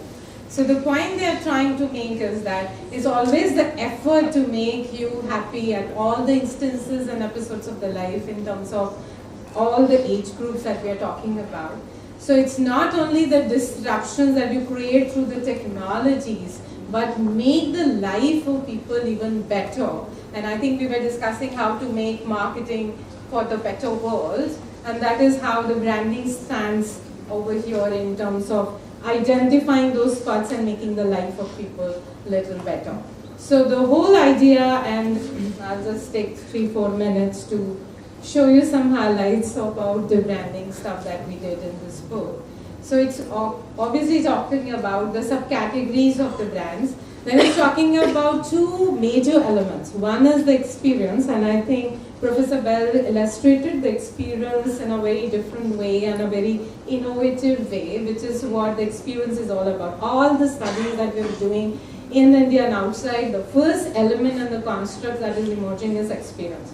No matter what we're talking about vibe marketing now, but it's all about experience. The second element that we are discussing in the book with all the examples is relationship. How do we use AI? How do we use technology in order to develop more strong relationship? I think it's about that. And then when you do all of that, how do you gain the visibility? And I think in the last panel we discussed also about the stakeholders and how do they create those influences towards the mindset. So it's not about the mind, it's not about consumers anymore, it's about persona and how those personas get reflected while changing the mindsets, and how do you brand those content even in order to change the mindset. So that's what is all the aspects beyond branding of the functional thing that we know about in marketing discipline. And it's also about how do you prefer that how this brand over the other brand. But not only that, it's pretty contextual. At this point of time, what do you need? If you're there for me as a brand, I'm in, otherwise I don't care. This is how the branding and personas and people are working now. And how do you offer those solutions at those instances at which people are looking for the solutions. And then the other thing which we spoke about is the subcategories, how to find it, evaluate it, because I think they would always talk about ROIs and measurements, and what are the barriers that you are dealing with, and how do you eradicate those barriers while saying you should have these things while you brand. And then we talk about innovations in different ways, where you are integrating the digital innovation. I think Himanshu made an example while saying that how do these different departments talk, and then we also illustrated how Disney actually integrated all that together in terms of coming up with the digital innovation and focus on substantial progresses that you make as individual subcategories of brands, and make those innovations which make sense to the markets that you're dealing with. I think that is very important, market sensitivity, while you are branding the solutions to the people. And then of course you talk about the competitive edge, and this again goes back to my co-author David, because he always talks about the businesses and branding is nothing but it's all about competition. How you play the card, how you play the game is all about competition around you, including the technology. And this is something which he always emphasizes, which is talking about branding as a strategic tool. It's not a tactical tool. Don't start, pretty late at the operational level that, okay, let's do something once we have the mission and the vision fixed of the organization or the brand and let's roll it out. It doesn't work like that.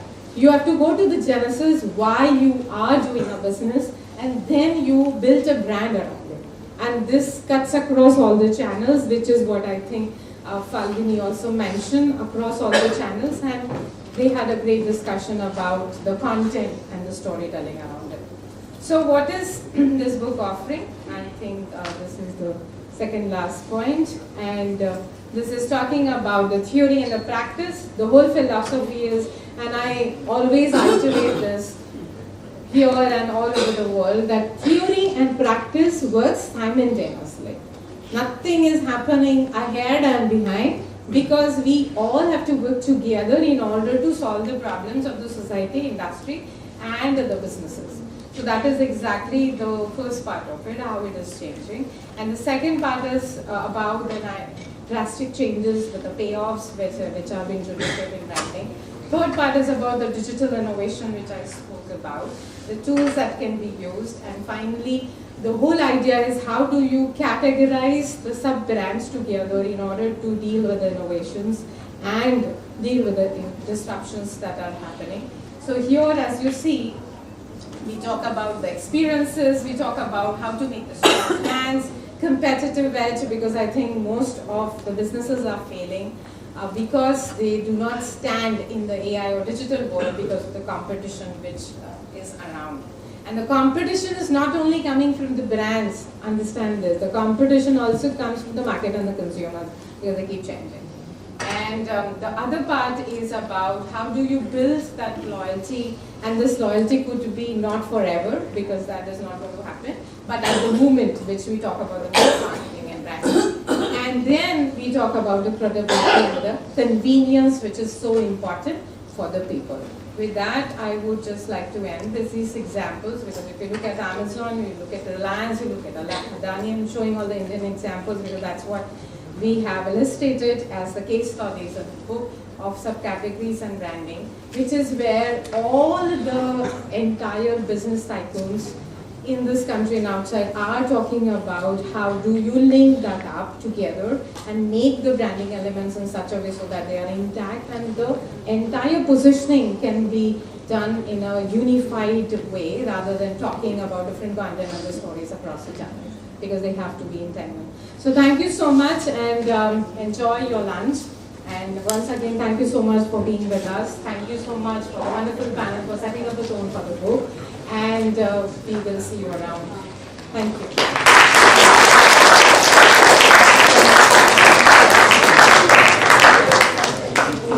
So we now have a lunch break for 1 hour in the cricket ground.